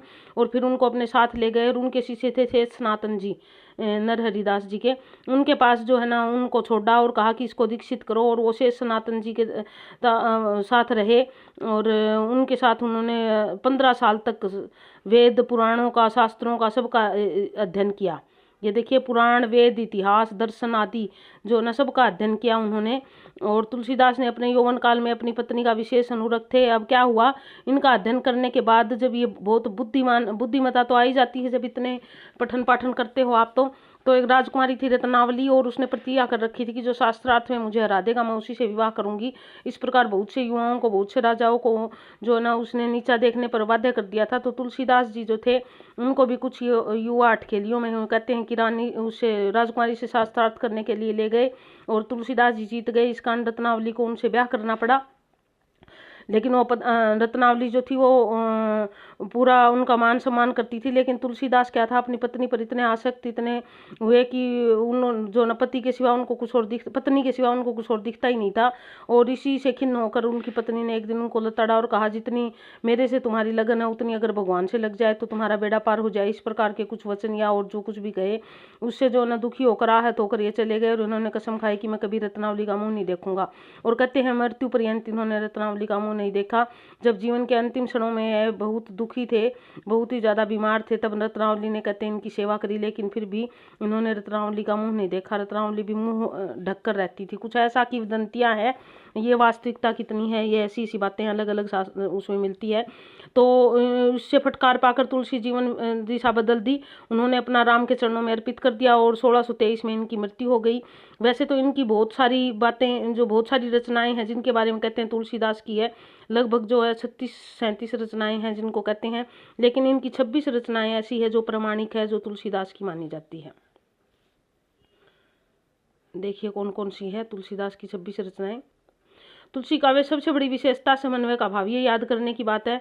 तुलसीदास को जो ना अमर करने में उनके काव्य का क्या योगदान, समन्वय की भावना है उनको। उन्होंने समन्वय की विराट चेतना भी कहा जाता है। समन्वयवादी दृष्टिकोण का लोकनायक कहा जाता है तुलसीदास को। क्या कहा जाता है, लोकनायक। और तुलसी भक्ति का अभिन्न अंग है, इसलिए उनकी भक्ति कृष्ण भक्त कवियों की समान एकांगी न होकर सर्वांग पूर्ण है। यानी कि ऐसा नहीं है उन्होंने सिर्फ राम की भक्ति की राम का लिखा, उन्होंने कृष्ण की भक्ति पर भी कुछ लिखा है। और इस प्रकार जो है तुलसीदास जी का भाव जगत पर पूर्ण अधिकार था और अपनी रचनाओं में विशेषकर मानस में मार्मिक स्थलों के चयन में विशेष सफल रहे हैं। तुलसी ने श्रृंगार रस का चित्रण मर्यादा के रहकर किया है, वात्सल्य रस का चित्रण बहुत सुंदर किया है। और इसके अलावा उन्होंने करुण रस, वीर रस आदि रसों की भी प्रधानता है उनके काव्य में। और विनय पत्रिका में तुलसीदास जी ने, ये देखिए विनय पत्रिका आ गई यहाँ पे, कहते हैं कि विनय पत्रिका जो है इसको कहते हैं कि राम के पास एक पत्र था तुलसीदास जी का, जो अपने जाने से पहले उन्होंने चिट्ठी भेजी थी। विनय पत्रिका में तुलसीदास जी ने दास्य भाव की भक्ति का आदर्श निहित किया है। यानी कि विनय पत्रिका है भी ब्रज भाषा में लिखी है, बाकी इनकी भाषा अवधि थी। लेकिन विनय पत्रिका, कवितावली, कृष्ण गीतावली वगैरह 3-4 रचनाएं इनकी जो ब्रज भाषा में लिखी है, ये सूरदास जी से प्रभावित होकर लिखी थी इन्होंने। उसके बाद देखिए ये था हमारा तुलसी का जीवन। और ये भक्त हृदय के साथ साथ एक लोक नायक है थे। और इनकी जो ना इस प्रकार इनकी ये रचनाएं होगी। 1623 में इनका देहांत हुआ था, ये हमने पढ़ लिया। अब चलिए अगले कवि को देखते हैं। अगला कवि हमारा रीतिकालीन कवि है और वो है देव। हमारे 10वीं कविता में कविता और सवैया है इनकी रचनाएं। भाषा इनकी भी ब्रज रही है। देव रीतिकालीन कवि थे, उनका पूरा नाम था देवदत्त द्विवेदी। ये पूरा नाम आपको याद करना है। इनका जन्म उत्तर प्रदेश के इटावा में 1673 ईस्वी में हुआ था। ये देवसरिया ब्राह्मण थे और इन्होंने स्वयं अपने बारे में लिखा है। देवसरिया कवि देव को नगर ईटा सोवासी ईटानगर के थे। ये भी देख लेना, प्रदेश जो है उत्तर प्रदेश में ईटानगर, ईटानगर नहीं सॉरी इटावा है। और इन्हें अपने जीवन काल में आश्रय लेने के लिए अनेक आश्रयदाताओं के पास भटकना पड़ा, यानी कि बहुत सारे आश्रयदाताओं के पास रहे। औरंगजेब के पुत्र आलम शाह के दरबार में भी यह कुछ समय के लिए रहे, पर इन्होंने जितना संतोष और सुख भोगीलाल नामक आश्रयदाता, भोगीलाल आश्रयदाता था इनका, उतना कहीं और नहीं मिला। और उनका देहांत 1767 ईस्वी में हुआ, यानी कि 73 में जन्म हुआ था, 1673 में, और 1767 में जन्म हुआ। तो पूरी उम्र पाई इन्होंने भी। तो इस प्रकार इनका जीवन रहा। देव द्वारा रचित ग्रंथों की संख्या अभी तक ज्ञात नहीं है। कुछ अलग अलग कहते हैं, लेकिन अधिकतर लोग जो है 52 ग्रंथों को इनके प्रमाणिक ग्रंथ मानते हैं।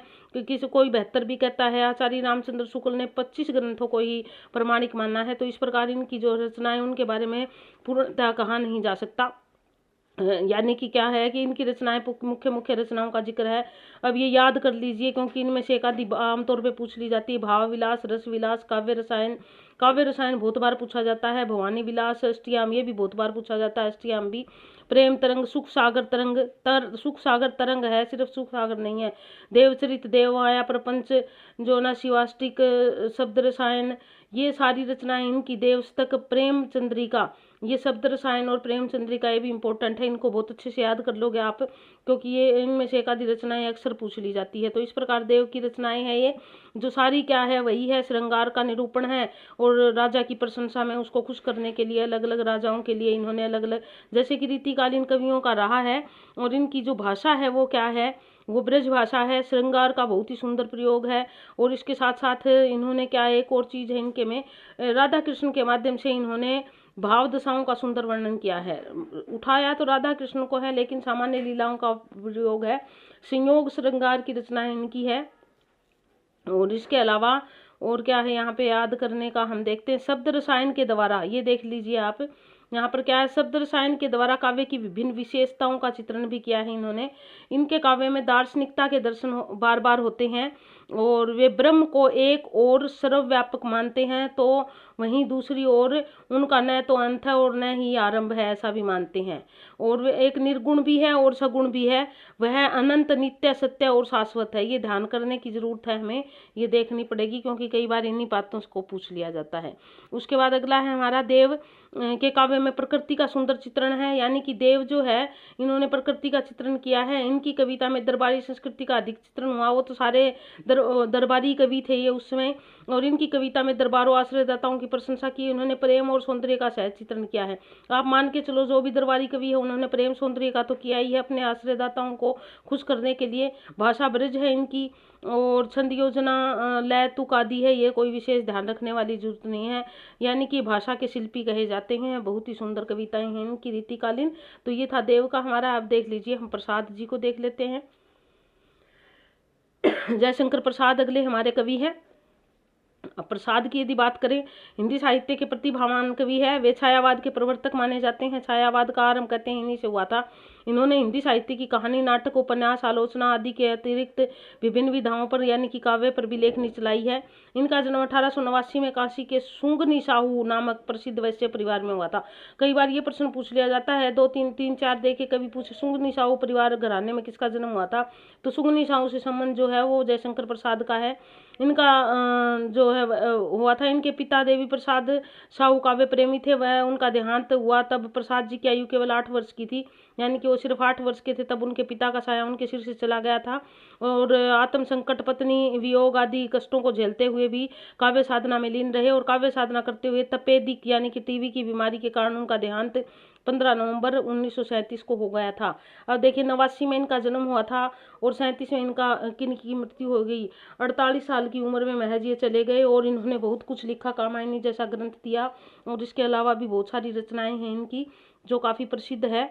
नाटक, इनके ऐतिहासिक नाटक जो है, नाटक इनके नाम से ही नाटक जो है वो 3 भागों में बांटे जाते हैं, प्रसाद, पूर्व प्रसाद, उपरांत और प्रसाद कालिक। तो अब देखिए काव्य इनकी क्या है, अनुपम रचनाएं हैं इनकी। काव्य में अगर हम देखें तो चित्राधार, कानन कुसुम, झरना, लहर, प्रेम पथिक, आंसू, कामायनी। आप कामायनी और आंसू इन दो को तो बहुत ही अच्छे से देख लो, ये तो अनाक्षर पूछी जाती है। इसके अलावा झरना और लहर की और प्रेम पथिक की भी बात हो जाती है। तो इनकी सारी काव्य रचना इंपॉर्टेंट है, बहुत अच्छे से हमें याद करनी पड़ेगी। ये हमारा जो है कवि वो क्या है, वो इम्पोर्टेंट है।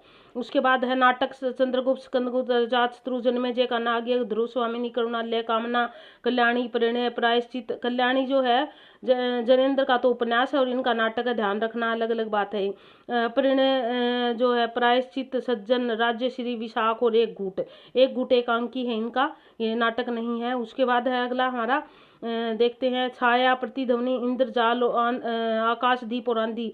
या आकाशदीप, आंधी, प्रतिध्वनि कई बार पूछ ली जाती है इनकी, ये भी काफ़ी इंपॉर्टेंट है। कहानी किसकी है, कंकाल, तितली और इलावती। कंकाल, तितली 2 इनके नाटक और इलावती अधूरा ही है, भी एक ऐतिहासिक नाटक है और यह अधूरा उपन्यास है और यह अधूरा रह गया था क्योंकि इनकी मृत्यु हो गई थी। तो इस प्रकार जयशंकर का जीवन जो है वो क्या है, कामायनी में इन्होंने अलग अलग 15 भागों में एक मनु के माध्यम से जो मनुष्य के जीवन में अलग अलग जो दशाएं आती हैं उनका वर्णन बड़ी सुंदर ढंग से किया है। इसीलिए कामायनी को जो है वो महाकाव्य की श्रेणी में रखा जाता है। ये धरती खत्म होगी, फिर उसके बाद धरती का संचार कैसे हुआ, किस प्रकार शुरू हुई मनु के माध्यम से, ये सारी कामायनी में जो ना प्रतीकात्मक रूप में सारा चित्रण किया है, जिसने प्रसाद को अमर कर दिया। और उनके नाटक भी काफी चर्चित है। और चंद्रगुप्त जो है देशभक्ति की एक विशेष धारा को बहाता है। इसी प्रकार स्कंदगुप्त, जात, शत्रु, जन्मेजय, कानाग्य, ये सारी जो हमारे भारतीय संस्कृति और आधुनिकता का मेल जोल करके लिखे। ध्रुव स्वामिनी नारी समस्या पर किस प्रकार एक औरत को उसके विरुद्ध किसी से ब्याह करना पड़ता है और बाद में वो किस प्रकार जो है समझौता करती है और फिर उसकी क्या दशा होती है, सारा इसी प्रकार है। कुछ मुसलमानों के साथ लड़ाई और उसके अस्तित्व का बचाव, सब कुछ इसी प्रकार का नाटक है। तो ये हमारे प्रसाद की विशेषता रही थी। तो चलिए फिर अगले देखते हैं सूर्यकांत त्रिपाठी निराला के बारे में। तो मैंने आपको पहले भी बताया है और एक बार फिर से जिक्र करती हूँ। निराला के बारे में जितना कहा जाए उतना ही कम है। ये तो सारे हमारे अमूल्य रत्न हैं हिंदी साहित्य के। अब 1897 ईस्वी में बंगाल के मेदिनीपुर जिले में महिसादल नामक स्थान, आजकल मेदिनीपुर चर्चाओं में है। मेदिनीपुर आप सुनते होंगे बार बार जब हम बंगाल की बात करते हैं, बंगाल के चुनाव की समाचार जैसे ही खोलोगे, ममता और अमित शाह या कोई भी ऐसी बात, मेदिनीपुर का नाम आता है। तो मेदिनीपुर जिले के महिसादल नामक रियासत होती थी एक, जहाँ पर इनके पिता राम सहाय त्रिपाठी नौकरी करते थे। गढ़कोला के निवासी थे मूल रूप से, तो उन्नाव के रहने वाले थे उत्तर प्रदेश के, और लेकिन परिस्थितियों के कारण वहाँ नौकरी करने के लिए चले गए। कोषाध्यक्ष थे वहाँ पे। जब निराला 3 वर्ष के थे तो इनकी माता का देहांत हो गया था, यानी कि छोटे ही थे। इनकी माता जल्दी चल बसी थी और इनकी अधिकांश शिक्षा दीक्षा गांव में ही हुई। इनकी बुआ ने और पिता ने इनको पाला। पिता का कठोर स्वभाव था, इसलिए पिता के ज़्यादा नज़दीक ये नहीं थे। और इन्होंने जो है वो बंगला, संस्कृत, अंग्रेजी, हिंदी आदि साहित्य का गहन अध्ययन किया। पारिवारिक फिर ये जो अपने पिता की जगह नौकरी करने लगे, पारिवारिक उत्तरदायित्व निभाया। जल्दी ही छोटी उम्र में ही इनका ब्याह हो गया था। इनकी पत्नी का नाम मनोहरा देवी था, लेकिन वो भी जो नए एक पुत्री और एक पुत्र को जन्म देने के बाद जो है वो चल बसी थी।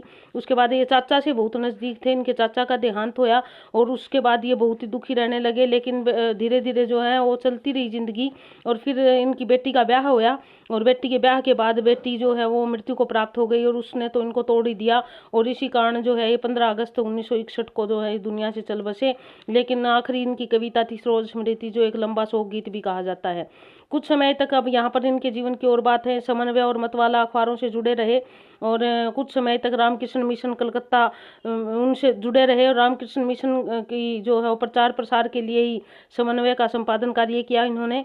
और इसके अलावा जो है इनका जीवन साहित्य और त्याग को समर्पित रहा, क्योंकि क्या था कि ये लिखते रहे, प्रकृति प्रेमी थे, अध्ययनशील थे, स्वाभिमानी थे, स्वयं संगीत प्रेमी थे और क्या करते थे, वो बहुत ही संतोषी स्वभाव के भी थे, लेकिन विद्रोही प्रवृत्ति भी थी उनकी। संतोषी क्या थे, अपनी जो चीज़ें आवश्यकताएं होती थी उनमें संतोष कर लेते थे, लेकिन जब कुछ ऐसी चीज़ देखते थे जो इनको नहीं अच्छी लगती थी तो विद्रोही प्रवृत्ति इनकी उभर जाती थी। पुरातन में नवीनता का समावेश करने वाले साहित्यकार थे। पुरानी चीज़ों को नयों के माध्यम से, जैसे आपने राम की शक्ति पूजा देखा होगा, राम की शक्ति पूजा इसी प्रकार जो है ना, कुकुरमुत्ता, अणिमा, बेल ना, नए पत्ते, ये सारे जो है ना इसी प्रकार की रचनाएं हैं इनकी। अब इन्होंने सारी विधाओं पर लेखनी चलाई, बहुमुखी प्रतिभा के धनी होने के कारण। मुक्तक छंद के प्रणेता यही थे, और मुक्तक छंद के प्रणेता होने के कारण उस समय के जो हमारे कवि कुवि थे, उन्होंने इनका जो है ना, जो साहित्यकार थे, जो अच्छी श्रेणी का साहित्य मानते थे, वो यूँ कहते थे कि जो छंदोबद्ध रचना है वही अच्छी होती है। तो इस कारण इनका जो है ज़्यादा सम्मान भी नहीं हुआ उस समय, इनको ज़्यादा महत्व भी नहीं दिया गया, लेकिन बाद में इनको काफ़ी महत्व मिला।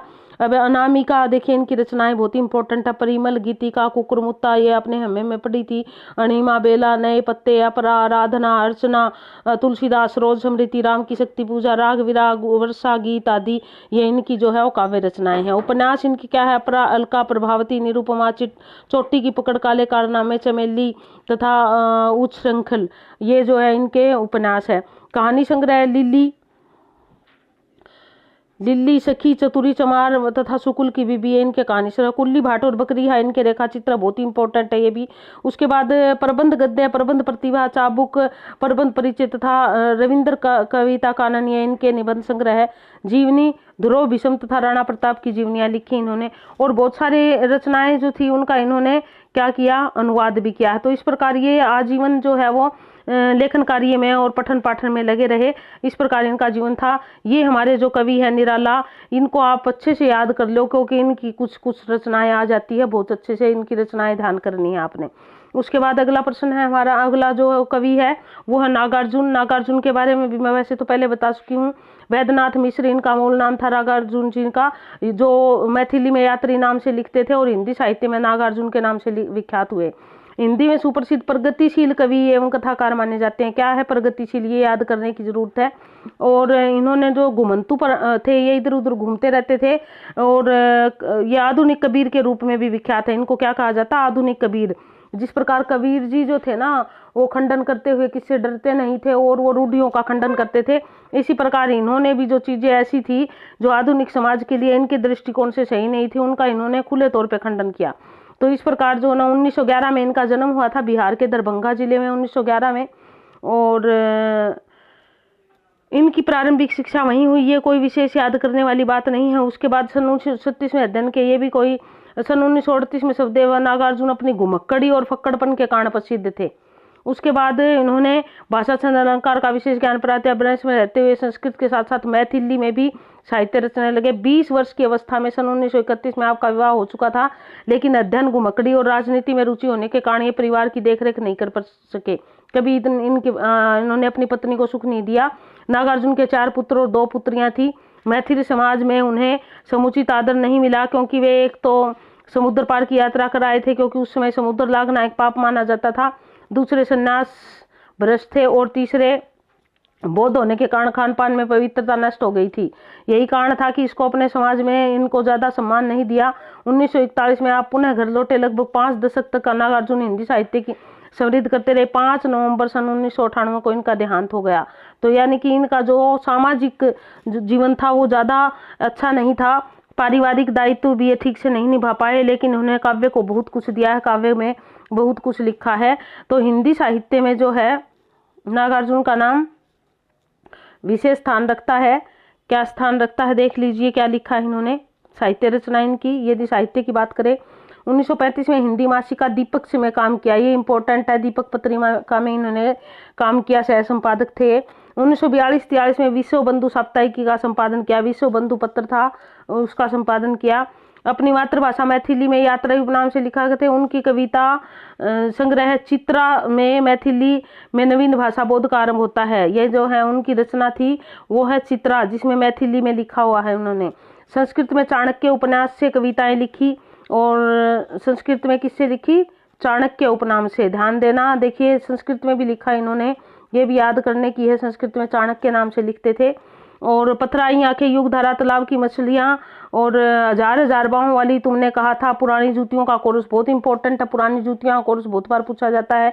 आखिर ऐसा क्या कहा गया, जो है ना रतन गर्भा, ये भी इम्पोर्टेंट है। ऐसे भी हम क्या, ऐसे भी तुम क्या, पका है कटहल, और मैं मिलिट्री का बूढ़ा घोड़ा तथा भस्मांकुर, बहुत ही इंपॉर्टेंट रचनाएं हैं। इन्होंने जो है ना बलसनामा और रतिनाथ की चाची जो है ये कुंभी पाक, उग्र तारा और जमनिया का बाबा तथा उग्र तारा है। ये जो इनकी रचनाएं हैं, नागार्जुन के उपन्यास बलसनमा और रतिनाथ की चाची आंचलिक उपन्यास है। कुंभी पाक और उग्र तारा, जमनिया का बाबा तथा उग्र तारा है। नागार्जुन जी का संपूर्ण जीवन 7 खंडों में बांटा, जो न प्रकाशित हो चुका है। 7 खंडों में सारे जीवन की जो रचनाएं हैं वो प्रकाशित हुई है इनकी। 1956 में प्रकाशित युग धारा बहुत ही इंपॉर्टेंट है। युग धारा रचना इनकी है, ने अपना परिचय निम्न रूप से दिया। पैदा हुआ था मैं दीनहीन अपठित किसी कृषक कुल में, आ रहा हूँ पीता अभाव का आसठ ठेठ बचपन से। इस प्रकार अपने बारे में बताया कि मेरा जन्म किस प्रकार के घराने में हुआ था और किस प्रकार का जीवन में व्यतीत कर रहा हूँ। तो राष्ट्रीय चेतना के कवि कहे जाते हैं इनको, और प्रयोगवादी कवि है ये।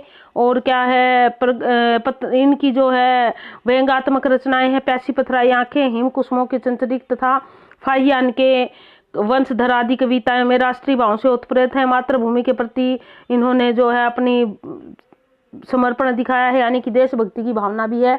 और सामान्य छोटे छोटे विषयों को उठाकर इन्होंने काव्य सृजन किया है। तो इस प्रकार का इनका काव्य रहा है। ठीक है, उसके बाद अगला देख लीजिए। अगला कवि हमारा श्री गिरजा कुमार माथुर, आधुनिक युग के प्रतिभा संपन्न कथाकार कला है ये हमारे, और ये प्रमुख रूप से प्रयोगवादी कवि माने जाते हैं। उनकी कविताएं मात्र प्रयोग के लिए न होकर जीवन के यथार्थ में भी प्रस्तुत की गई है। छायावादी शैली भी दिखती है इनके काव्य पे। माथुर जी मध्य प्रदेश में जो है सन 1918 में इनका जन्म हुआ था। इनके पिता ब्रजभाषा के प्रसिद्ध कवि थे। परिवार स्तर पर साधारण था।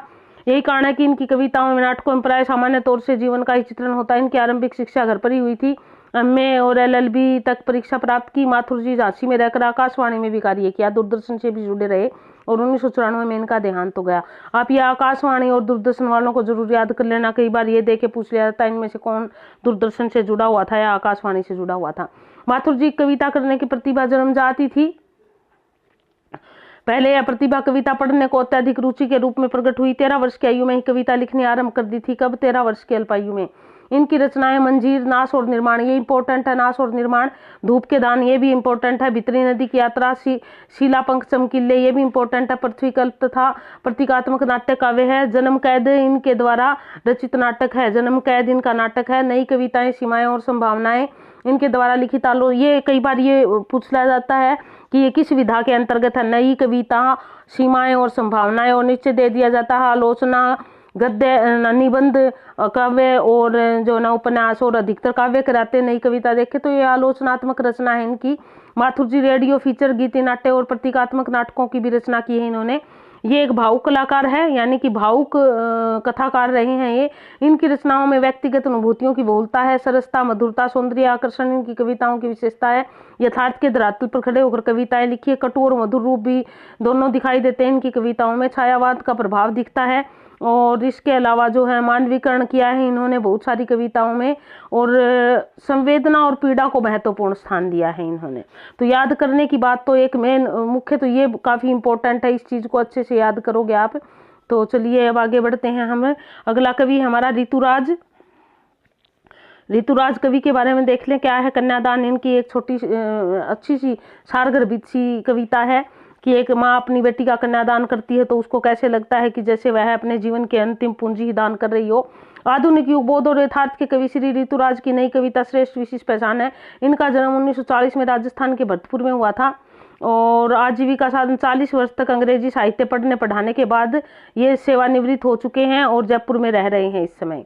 इन्होंने हिंदी कविता के क्षेत्र में महत्वपूर्ण कार्य किया है। इनकी 8 रचनाएं प्रकाशित हो चुकी हैं। उनमें है एक मरण धर्मा, अन्य पुल पर पानी, सूरतम निरत, लीला मुखारविंद। साहित्य सेवा के लिए इन्हें अब तक सोमदत्त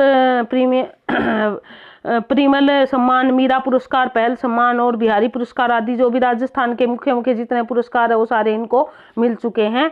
तो आइए, ये था हमारा कवि। उसके बाद अगला कवि देखते हैं। अगला है हमारा लेखक नेताजी का चश्मा, जिसके लेखक का नाम है स्वयं प्रकाश। अब नेताजी सुभाष चंद्र बोस के बारे में है, उनकी प्रतिमा बनी हुई है, उस पर चश्मा लगाना हमारा मूर्तिकार भूल गया था और उस पर चश्मा लगता है। और जो है ना, वहां से एक व्यक्ति गुजरते हैं तो वो देखते हैं कि ये क्या है, उसी के बारे में है। स्वयं प्रकाश का जन्म मध्य प्रदेश के इंदौर में 1947 यानी कि जब हमारा भारत देश आजाद हुआ था तभी इनका जन्म हुआ था। औद्योगिक प्रतिष्ठान में सेवा कार्य किया। सेवानिवृत्ति के बाद भोपाल में रहकर वसुधा नामक पत्रिका का, ये इम्पोर्टेंट है, संपादन कर रहे हैं। और पहले वनमाली तथा राजस्थान साहित्य अकादमी पुरस्कारों से इन्हें पहल वनमाली, राजस्थान साहित्य अकादमी जैसे पुरस्कार इन्हें मिल चुके हैं। अब इनकी रचनाएं जो है वो क्या है। स्वयं प्रकाश एक सशक्त कथाकार है और उन्होंने अब तक 13 कहानियां लिखी है, जिनकी 13 कहानियां संग्रह प्रकाशित हो चुकी है। कहानियां नहीं, कहानी संग्रह। इनमें से प्रमुख कहानी संग्रह है सूरज कब निकलेगा, आएंगे अच्छे दिन भी, संधान आदि। इन्होंने उपन्यास भी लिखे हैं जिनमें प्रमुख है ईंधन, बीच में विनय, ये 2 प्रसिद्ध हैं इनके। तो ये थोड़े से देख लेना इनके अच्छे से। उसके बाद अगला है बाल गोविंद भक्त रामवृक्ष बेनीपुरी का। रामवृक्ष बेनीपुरी जी, जो इनकी रचनाएं भी कई बार पूछ ली जाती है, आधुनिक निबंधकारों में विशेष स्थान है इनका। और इनका जन्म मुजफ्फरनगर बिहार के बेनीपुर गांव में 1899 में हुआ था। बचपन में ही इनके सिर से पिता और माता का साथ छिन गया था। 1920 में गांधी जी के नेतृत्व में असहयोग आंदोलन में कूद पड़े और जो ना ये अध्ययन छोड़कर बीच में ही स्वतंत्रता सेनानी बन गए थे। रामचरितमानस के पठन पाठन ने इन्हें साहित्य की ओर प्रेरित किया। स्वतंत्रता संग्राम में सक्रिय भाग लेने के कारण कई बार जेल यातनाएं भी सही पड़ी और 1968 में इनका देहावसान हो गया, यानी कि 1968 में ही दुनिया से चले गए। इनकी रचनाएं जो है वो देखिए, एक आधी रचनाएं तो इनकी काफी बार पूछी जाती है। 15 वर्ष की अवस्था में ये पत्र पत्रिकाओं के लिए लिखने लगे थे, यानी कि पत्र पत्रिकाओं में लेख देने लगे थे। इन्होंने बालक, तरुण भारती, किसान मित्र, नई धारा आदि अनेक पत्र पत्रिकाओं का संपादन किया। बहुत ही इंपॉर्टेंट है बालक, तरुण भारती, किसान मित्र, नई धारा, ये पत्र पत्रिकाएं थे जिनका इन्होंने संपादन किया। उपन्यास, नाटक, कहानी, यात्रा विवरण, संस्मरण, निबंध आदि सभी गद्य विधाओं पर लेखनी चलाई है। इनकी बहुत सारी कृतियां हैं। बेनीपुरी ग्रंथावली के रूप में 2 भागों में सारी रचनाएं जो है वो प्रकाशित हो चुकी है। पतितों के देश में बहुत ही इंपॉर्टेंट है ये उपन्यास है इनका। चिता के फूल कहानी है। माटी की मूर्तें, नेत्रदान तथा मन और विजेता रेखा चित्र है इनका। अम्बपाली नाटक है इनका। और गेहूं और गुलाब बहुत इंपॉर्टेंट है, निबंध और रेखा चित्र है। गेहूं और गुलाब जो ना आजादी से संबंधित है। गेहूं और गुलाब प्रतीकात्मक रूप में प्रयोग हुए हैं। पैरों में पंख बांधकर, यात्रा विवरण है। कई बार ये पैरों में पंख बांधकर पूछ जाता, किस विधा के अंतर्गत आता है, तो पैरों में पंख बांधकर तो उड़ा जाता है, तो इससे आप यह ध्यान कर सकते हो, यात्रा वृत्तांत है। जंजीरें और दीवारें, ये इनका संस्मरण है। इस प्रकार जो है ना इनकी बहुत सारी प्रसिद्ध रचनाएं हैं। ये भी हमारा जो है वो क्या बन जाता है, इंपॉर्टेंट कवि बन जाता है। इनकी जो रचनाएं मुख्य मुख्य हैं उनको अच्छे से याद करोगे। पतितों के देश में जो है इनका उपन्यास है, ये ध्यान रहे आपको। उसके बाद अगला देख लीजिए, हमारा यशपाल है अगला। यशपाल भी बहुमुखी प्रतिभा के धनी थे। लखनवी अंदाज जो है इनका पाठ है इस पुस्तक में हमारा। हिंदी के यशस्वी उपन्यासकार है, कहानी लेखन निबंधकार। यशपाल जी 1903 में जन्मे थे। फिरोजपुर छावनी में इनका जन्म हुआ था। कहाँ है फिरोजपुर? हिमाचल प्रदेश के हमीरपुर में भूमपल गांव के निवासी थे इनके पिता, जहाँ छोटी सी दुकान करते थे। उनका नाम हीरालाल था तथा माता जो है प्रेमा देवी एक अनाथालय में अध्यापिका थी इनकी। माता अपने को शाम 84 के मंत्रियों की वंशज मानती थी। संभवतः यही कारण है कि प्रेमा देवी अलग से नौकरी करके रहने लगी। पति की मृत्यु के बाद तो उनका कांगड़ा आना जाना प्राय बंद हो गया और इस प्रकार उनकी माता जो थी वो इस तरह थी और पिता का जीवन इस तरह का था। यशपाल का प्रारंभिक जीवन कांगड़ा में हुआ था। माता उन्हें दयानंद का सच्चा सिपाही बनाना चाहती थी। दयानंद कौन भाई? दयानंद सरस्वती। और इसीलिए उन्हें पढ़ने के लिए गुरुकुल कांगड़ी में भेजा। अस्वस्थता के कारण उन्हें गुरुकुल कांगड़ी छोड़ना पड़ा और इसके बाद उन्हें लाहौर के नेशनल कॉलेज से बीए किए और यहीं रहते हुए क्रांतिकारियों के संपर्क में आए। कांग्रेस के असहयोग आंदोलन में कूद पड़े और चंद्रशेखर आजाद, भगत सिंह तथा सुखदेव के साथ उन्होंने काम किया। ध्यान रखना बहुत बड़ी बात है। और अनेक बार जेल भी गए। चंद्रशेखर जी के बलिदान के पश्चात जब चंद्रशेखर जी ने बलिदान दे दिया अपना, उसके बाद जो था वो क्या हुआ कि सन 1936 में आप इनकी रुचि ये जो हिंदुस्तान रिपब्लिक आर्मी के कमांडर इन चीफ भी बने और अनेक क्रांतिकारी गतिविधियों में सक्रिय भाग लिया। 1936 के बाद इनकी रुचि साम्यवाद विचारधारा की ओर बढ़ी और आपने विप्लव नामक पत्रिका, विप्लव बहुत ही इंपॉर्टेंट है, पत्रिका लखनऊ से निकलना आरंभ किया। साम्यवादी विचारधारा के प्रचार प्रसार के लिए यशपाल जी ने निरंतर संघर्ष किया। यशपाल जी की शादी जेल में ही हुई थी, ये भी बहुत बड़ी बात है, इनकी शादी जेल में हुई थी। यशपाल जी ने अनेक बार विदेशों में भ्रमण किया। अपने संस्मरण लिखे, लोहे की दीवार के दोनों ओर राह बीती, ये देखिए लोहे की दीवार के दोनों ओर राह बीती तथा स्वर्गोद्यान बिन सांप, इनके यात्रा वर्णन है। और दिसंबर 1952 में इन्होंने वियना में विश्व शांति कांग्रेस में भाग लिया था और सन 1976 में इनकी मृत्यु हो गई थी। इस प्रकार इनका जीवन रहा है यशपाल जी का। और रचनाएं देख लीजिए, रचनाएं इंपॉर्टेंट है यशपाल की, बहुत अच्छे से देखनी है हमें। ये रचनाएं इनकी क्या है भाई, इनकी रचनाओं में देख लेते हैं क्या है। उपन्यास है इनके अमिता, दिव्या, झूठा सच, देशद्रोही, दादा कामरेड। झूठा सच और दादा कामरेड तो बहुत बार पूछा जाता है। मेरी तेरी उसकी बात उनके प्रमुख उपन्यास है। ये मेरी तेरी उसकी बात किस विधा में आता, कई बार ऐसे पूछ लिया जाता है। अपने 200 से अधिक कहानियां लिखी है। उनकी प्रमुख कहानियां संग्रह ज्ञान दान, तर्क का तूफान, पिंजरे की उड़ान, फूलों का कुर्ता बहुत इंपॉर्टेंट है। और इनके निबंध विप्लव तथा अन्य पत्र पत्रिकाओं में छपते थे। इनके प्रसिद्ध निबंध संग्रह बीवी जी कहती है, मेरा चेहरा रोबिल्ला है, देखा सोचा समझा, मार्क्सवाद, गांधी जी का सभी परीक्षा और रामराज्य की कथा, चक्कर कल्ब, बात बात में बात, न्याय का संघर्ष तथा जग का मजरा आदि, ये इनकी प्रमुख रचनाएं हैं। इसमें जो ना अमिता, दिव्या, झूठा सच, दादा कामरेड, ये इनके उपन्यास काफी चर्चित रहे। फूलों का कुर्ता भी काफी चर्चित रहा है और विप्लव का इन्होंने संपादन भी किया था और इसमें इनके निबंध छपते थे। तो ये चीजें ध्यान रखने की है, ये चीज याद रखने की है। उसके बाद मानवीय करुणा की दिव्य चमक, सर्वेश्वर दयाल सक्सेना को हमने पहले भी पढ़ लिया, तो इसलिए दोबारा जो है ना एक बार फिर से कर लेते हैं। चलो इनको, सर्वेश्वर दयाल सक्सेना जी को, क्या है इनका जन्म 1927 में हुआ था। सन 1949 में उन्होंने इलाहाबाद से एमए की परीक्षा। अब आकाशवाणी में सहायक प्रोड्यूसर के रूप में काम किया इन्होंने। अब ये इंपॉर्टेंट है, आकाशवाणी में सहायक प्रोड्यूसर के रूप में कार्यरत रहे। दिनमान में उप संपादक तथा पराग पत्रिका का संपादन किया इन्होंने। और 1983 में इनकी मृत्यु हो गई। इनको हमने पहले भी पढ़ लिया है, इसलिए अब दोबारा ज़्यादा समय नहीं लगाएंगे। अब इनकी जो है सर्वेश्वर दयाल सक्सेना की रचनाएं याद करिए, ये बहुत इंपॉर्टेंट है। इनकी रचनाएं कई बार आती है पेपर में। प्रमुख रचनाएं कौन कौन सी है? काठ की घंटियां, खूंटियों पर टंगे लोग, जंगल का दर्द, कुआनो नदी, कविता संग्रह है ये इनके। उपन्यास पागल कुत्ता, मसीहा, सोया हुआ जल। उसके बाद लड़ाई, नाटक बकरी, इनका नाटक बकरी भी इंपॉर्टेंट है। कई बार चर्चे और चरखे लेख संग्रह है इनका, जो ये उसमें छापते थे संपादकीय में। बाल साहित्य, लाख की नाक, बतूता, जूता, भों खो खो, ये इन्होंने बाल साहित्य भी लिखे हैं। यानी कि ये हमारा ऐसा कथाकार है जिन्होंने बाल साहित्य पर भी अपनी लेखनी चलाई है। क्यों? क्योंकि ये बाल पत्रिका था, पराग उनका संपादन करते थे, तो ऐसा जब होता है तो स्वाभाविक है कि बाल साहित्य भी लिखा है इन्होंने। उसके बाद अगला हमारा लेखक कौन सा है देख लीजिए। एक कहानी यह भी मनु भंडारी की है।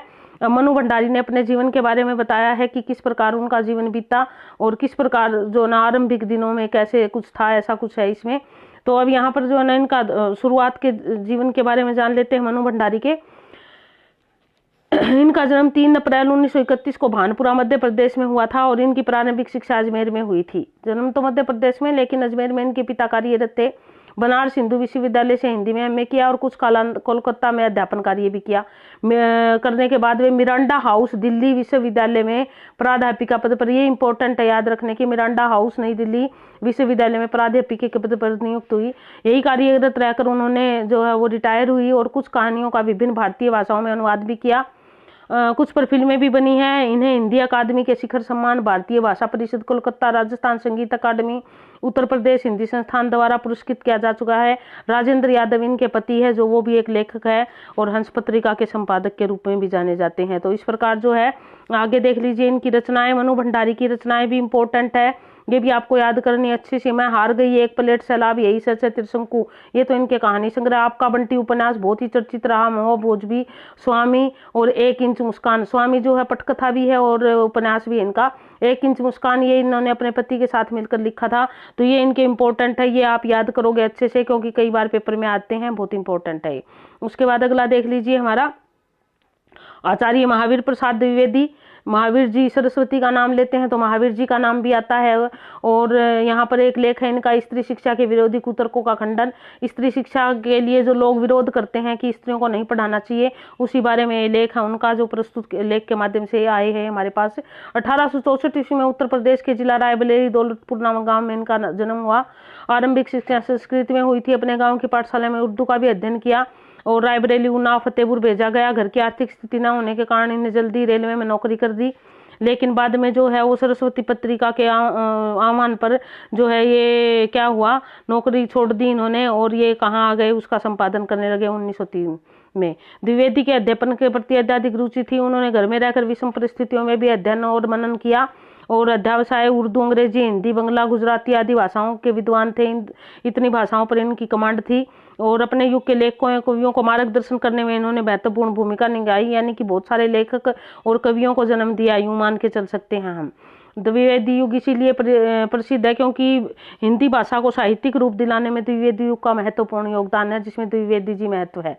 सरस्वती पत्रिका का संपादन कार्य संभाला और जीवन की प्रमुख घटना इस पत्रिका के माध्यम से इन्होंने हिंदी साहित्य के विकास एवं प्रचार में महत्वपूर्ण भूमिका निभाई। अनेक विषयों पर निबंध रचना की और 1938 में द्विवेदी जी का निधन हो गया। द्विवेदी ने मौलिक रचनाओं के अतिरिक्त इन्होंने संस्कृत, बंगला, अंग्रेजी पुस्तकों का अनुवाद भी किया है। बहुत सारी ऐसी पुस्तकें हैं और साहित्योत्तर दोनों प्रकार के निबंध लिखे हैं। रसज्ञ रंजन, विचार विमर्श, साहित्य शिखर, अद्भुत अलाप, साहित्य संदर्भ इनके निबंध संग्रह है और संपत्ति शास्त्र इनके अर्थशास्त्र से संबंधित रचना है, बहुत ही इंपॉर्टेंट है ये। और महिला मोद, महिलाओं के लिए उपयोगी तथा आध्यात्मिक दर्शन शास्त्र से संबंधित रचना है। इनकी काव्य रचना द्विवेदी काव्यमाला है और इनका संपूर्ण साहित्य महावीर प्रसाद द्विवेदी रचनावली के 15 खंडों में उपलब्ध है, यानी कि महावीर प्रसाद द्विवेदी रचनावली के 15 खंड है जिनमें इनका सारा साहित्य मिलता है। तो ये कवि भी हमारा, ये लेखक भी क्या रहता है, इंपॉर्टेंट, इनकी रचनाएं भी आप अच्छे से याद करोगे। उसके बाद अगला लेखक आता है हमारा यतीन्द्र मिश्र, नौबत खाने में इबादत। अब यहाँ पर यतीन्द्र मिश्र जी ने जो है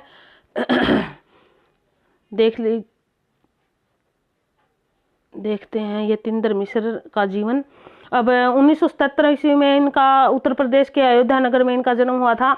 लखनऊ विश्वविद्यालय से एमए की परीक्षा की। 1999 में जो ना विमला देवी फाउंडेशन नामक सांस्कृतिक न्यास की स्थापना की इन्होंने, विमला देवी फाउंडेशन। और थाती और अर्धवार्षिक पत्रिका सरित का इन्होंने संपादन किया। थाती जो धरोहर के बारे में और अर्धवार्षिक पत्रिका सरित इनका संपादन किया। इन्हें इनकी साहित्यिक उपलब्धि के भारत भूषण अग्रवाल सम्मान, हेमंत स्मृति पुरस्कार, ऋतुराज सम्मान प्राप्त हो चुके हैं। इन दिनों ये स्वतंत्र लेखन कार्य कर रहे हैं, यानी कि लेखन कार्य ही इनका मुख्य कार्य है। उसके बाद इनकी रचनाएं देख लीजिए क्या है। प्रमुख रचनाएं यदा कदा, अयोध्या तथा अन्य कविताएं, डोडी पर आलाप, ये इंपॉर्टेंट है इनकी, और गिरजा। इनके कवि जो है द्विज देवी ग्रंथावली में सह संपादन भी किया है इन्होंने।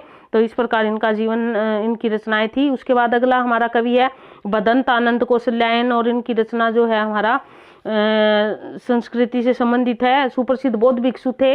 बदन आनंद कौशल्यायन का जन्म अम्बाला के सोना नामक गांव में हुआ था। हरियाणा से संबंध है इनका। 1905 में हुआ था। इनकी हिंदी से विशेष स्नेह था। इन्होंने देश विदेशों की अनेक यात्राएं की। इनका गांधी जी से विशेष संबंध रहा है। ये बहुत लंबे समय तक गांधी जी के साथ रहे थे। कहाँ रहे थे? वर्धा में। तो इस प्रकार ये प्रश्न इंपॉर्टेंट बन जाता है। 1988 में इनका निधन हो गया था। हिंदी साहित्य सम्मेलन प्रयाग और राष्ट्रभाषा प्रचार समिति वर्धा के माध्यम से हिंदी प्रचार प्रसार में अनेक योगदान दिया। राज्य जो ना हिंदी भाषा प्रचार समिति वर्धा की स्थापना हुई थी, वे मैंने अपने YouTube चैनल पे करवा रखे हैं विस्तार पूर्वक, हिंदी भाषा का विकास और प्रचार प्रसार में। तो वहाँ सारे सन के साथ और इनके जो संस्थापक कौन थे सारा विस्तार पूर्वक दिया गया। अगर आप देखना चाहो तो वहाँ से देख सकते हो। और कवियों में तो मोटी मोटी चीज़ें जो याद करनी है मैंने आपको बताई रखी है, वो आप शायद इसी तरह कर रहे होंगे। बाकी आपके जो तरीके उस तरह कर रहे होंगे। और अभी तक आपने शायद वीडियो लाइक भी कर दी होगी और शेयर भी कर दी होगी। अगर नहीं करी है तो जल्दी करिए, क्योंकि जब आपके लाइक नहीं आते तब थोड़ी सी निराशा सी होती है कि क्या जो है ना हम उचित कार्य नहीं कर रहे हैं। ऐसा नहीं है, आपके सहयोग के लिए ही शुरू किया है। तो लाइक जरूर करें, अगर नहीं करे हैं तो जल्दी से कर दीजिए। और शेयर जरूर करें अपने बंधुओं के, मित्रों के पास जो भी इससे पठन पाठन से जुड़े हुए हैं। आगे देख लीजिए इनकी रचनाएं जो है वो क्या है। इन्होंने संस्मरण, यात्रा वृत्तांत आदि ज्यादा लिखे हैं। इनकी प्रमुख भिक्षु के पत्र इंपॉर्टेंट है। बहानेबाजी, रेल का टिकट ये भी इंपॉर्टेंट है इनकी, जो भूल न सका। यदि बाबा न होते क्या देखा, ऐसी दरिद्रता, ये भी इंपॉर्टेंट है। और इन्होंने बौद्ध धर्म दर्शन का बहुत ही अच्छे से मनन किया, चिंतन किया और उनका अनुवाद भी किया है। तो इस प्रकार जो है इनका साहित्य बौद्ध धर्म का बहुत प्रभाव है उन पे। तो ये था हमारा भदंतानंद कौशल्यायन जी। अगला जो है हमारा शिव पूजन सहाय है और पाठ का नाम है माता का आंचल। शिव पूजन सहाय भी देख लेते हैं, शायद हमने अभी तक नहीं पढ़ा है। इनका जन्म 1893 में उन्नाव जिला भोजपुर बिहार में हुआ था। बचपन का नाम भोलानाथ था, ये इंपॉर्टेंट है। 10वीं की परीक्षा पार करने के बाद उन्होंने बनारस दाल में नकल नवीस की नौकरी कर ली। नकल नवीस क्या होता है, जो कॉपी निकाल के देते थे, एक पोस्ट होती थी उसकी। बाद में वे हिंदी अध्यापक बन गए और असहयोग आंदोलन के प्रभाव में उन्होंने सरकारी नौकरी से त्यागपत्र दे दिया। शिव पूजन सहाय अपने समय के लेखकों में बहुत लोकप्रिय और सम्मानित व्यक्ति थे। उन्होंने जागरण, हिमालय, माधुरी, बालक आदि कई प्रतिष्ठित पत्रिकाओं का संपादन किया है। ये याद करने की है, जागरण, हिमालय, माधुरी और बालक। वे हिंदी के प्रतिष्ठित पत्रिका मतवाला के संपादक मंडल में भी रहे और 1963 में इनका देहावसान हो गया। अब इस प्रकार इनका जीवन था। अब इनकी रचनाएं कौन कौन सी वो देख लेते हैं। मुख्यतः गद्य लेखक थे। देहाती दुनिया, ग्राम सुधार, वे दिन वे लोग, स्मृति से शादी, उनके दर्जन भर गद्य कृतियां हैं। और शिव पूजन रचनावली के 4 खंडों में उनकी संपूर्ण रचनाएं जो है वो प्रकाशित हो चुकी है। तो इस प्रकार शिव पूजन सहाय जी थे हमारे। उसके बाद अगला देख लीजिए, कमलेश्वर है। कहानी का जब नाम आता है तो कमलेश्वर का नाम ना आए ऐसा तो हो नहीं सकता। सारी का जो है का नाम आता है तो कमलेश्वर का आता है।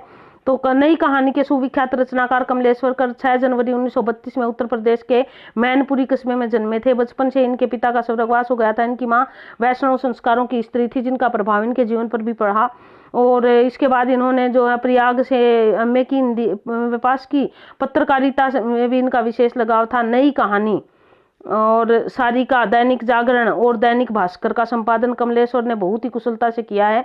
आकाशवाणी और दूरदर्शन दोनों में कार्यरत रहे हैं और जीवन के कुछ वर्ष इन्होंने मुंबई की फिल्मी दुनिया में भी व्यतीत किए।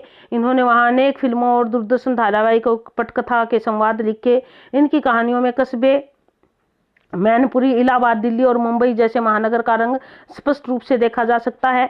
27 जनवरी 2007 को दिल का दौरा पड़ने के कारण इनका देहांत हो गया।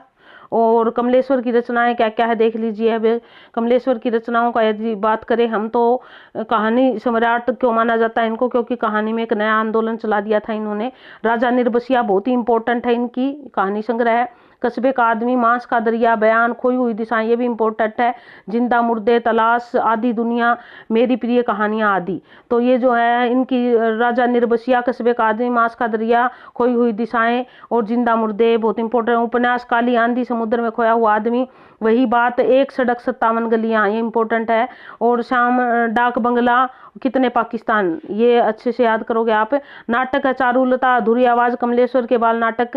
खंडित यात्राएं, यात्रा वृत्तांत, ये खंडित यात्राएं हैं इनकी। अपनी निगाहों में नई कहानी की भूमिका, समानांतर सोच, मेरा पन्ना आदि, ये रचनाएं हैं इनकी। तो इनकी जो कहानी संग्रह और उपन्यास में जो 1-2 है वो अच्छे से ये याद करोगे आप। इनको ध्यान से याद करो, किसी भी तरह जोड़ के करो, याद करने का तरीका तो आपका अपना होगा। उसके बाद अगला है मधु कांकड़िया, साना साना हाथी जोड़े, ये हमारा कृतिका का पाठ है जो पहले हमने नहीं किया था, इसलिए कर लेते हैं इनको।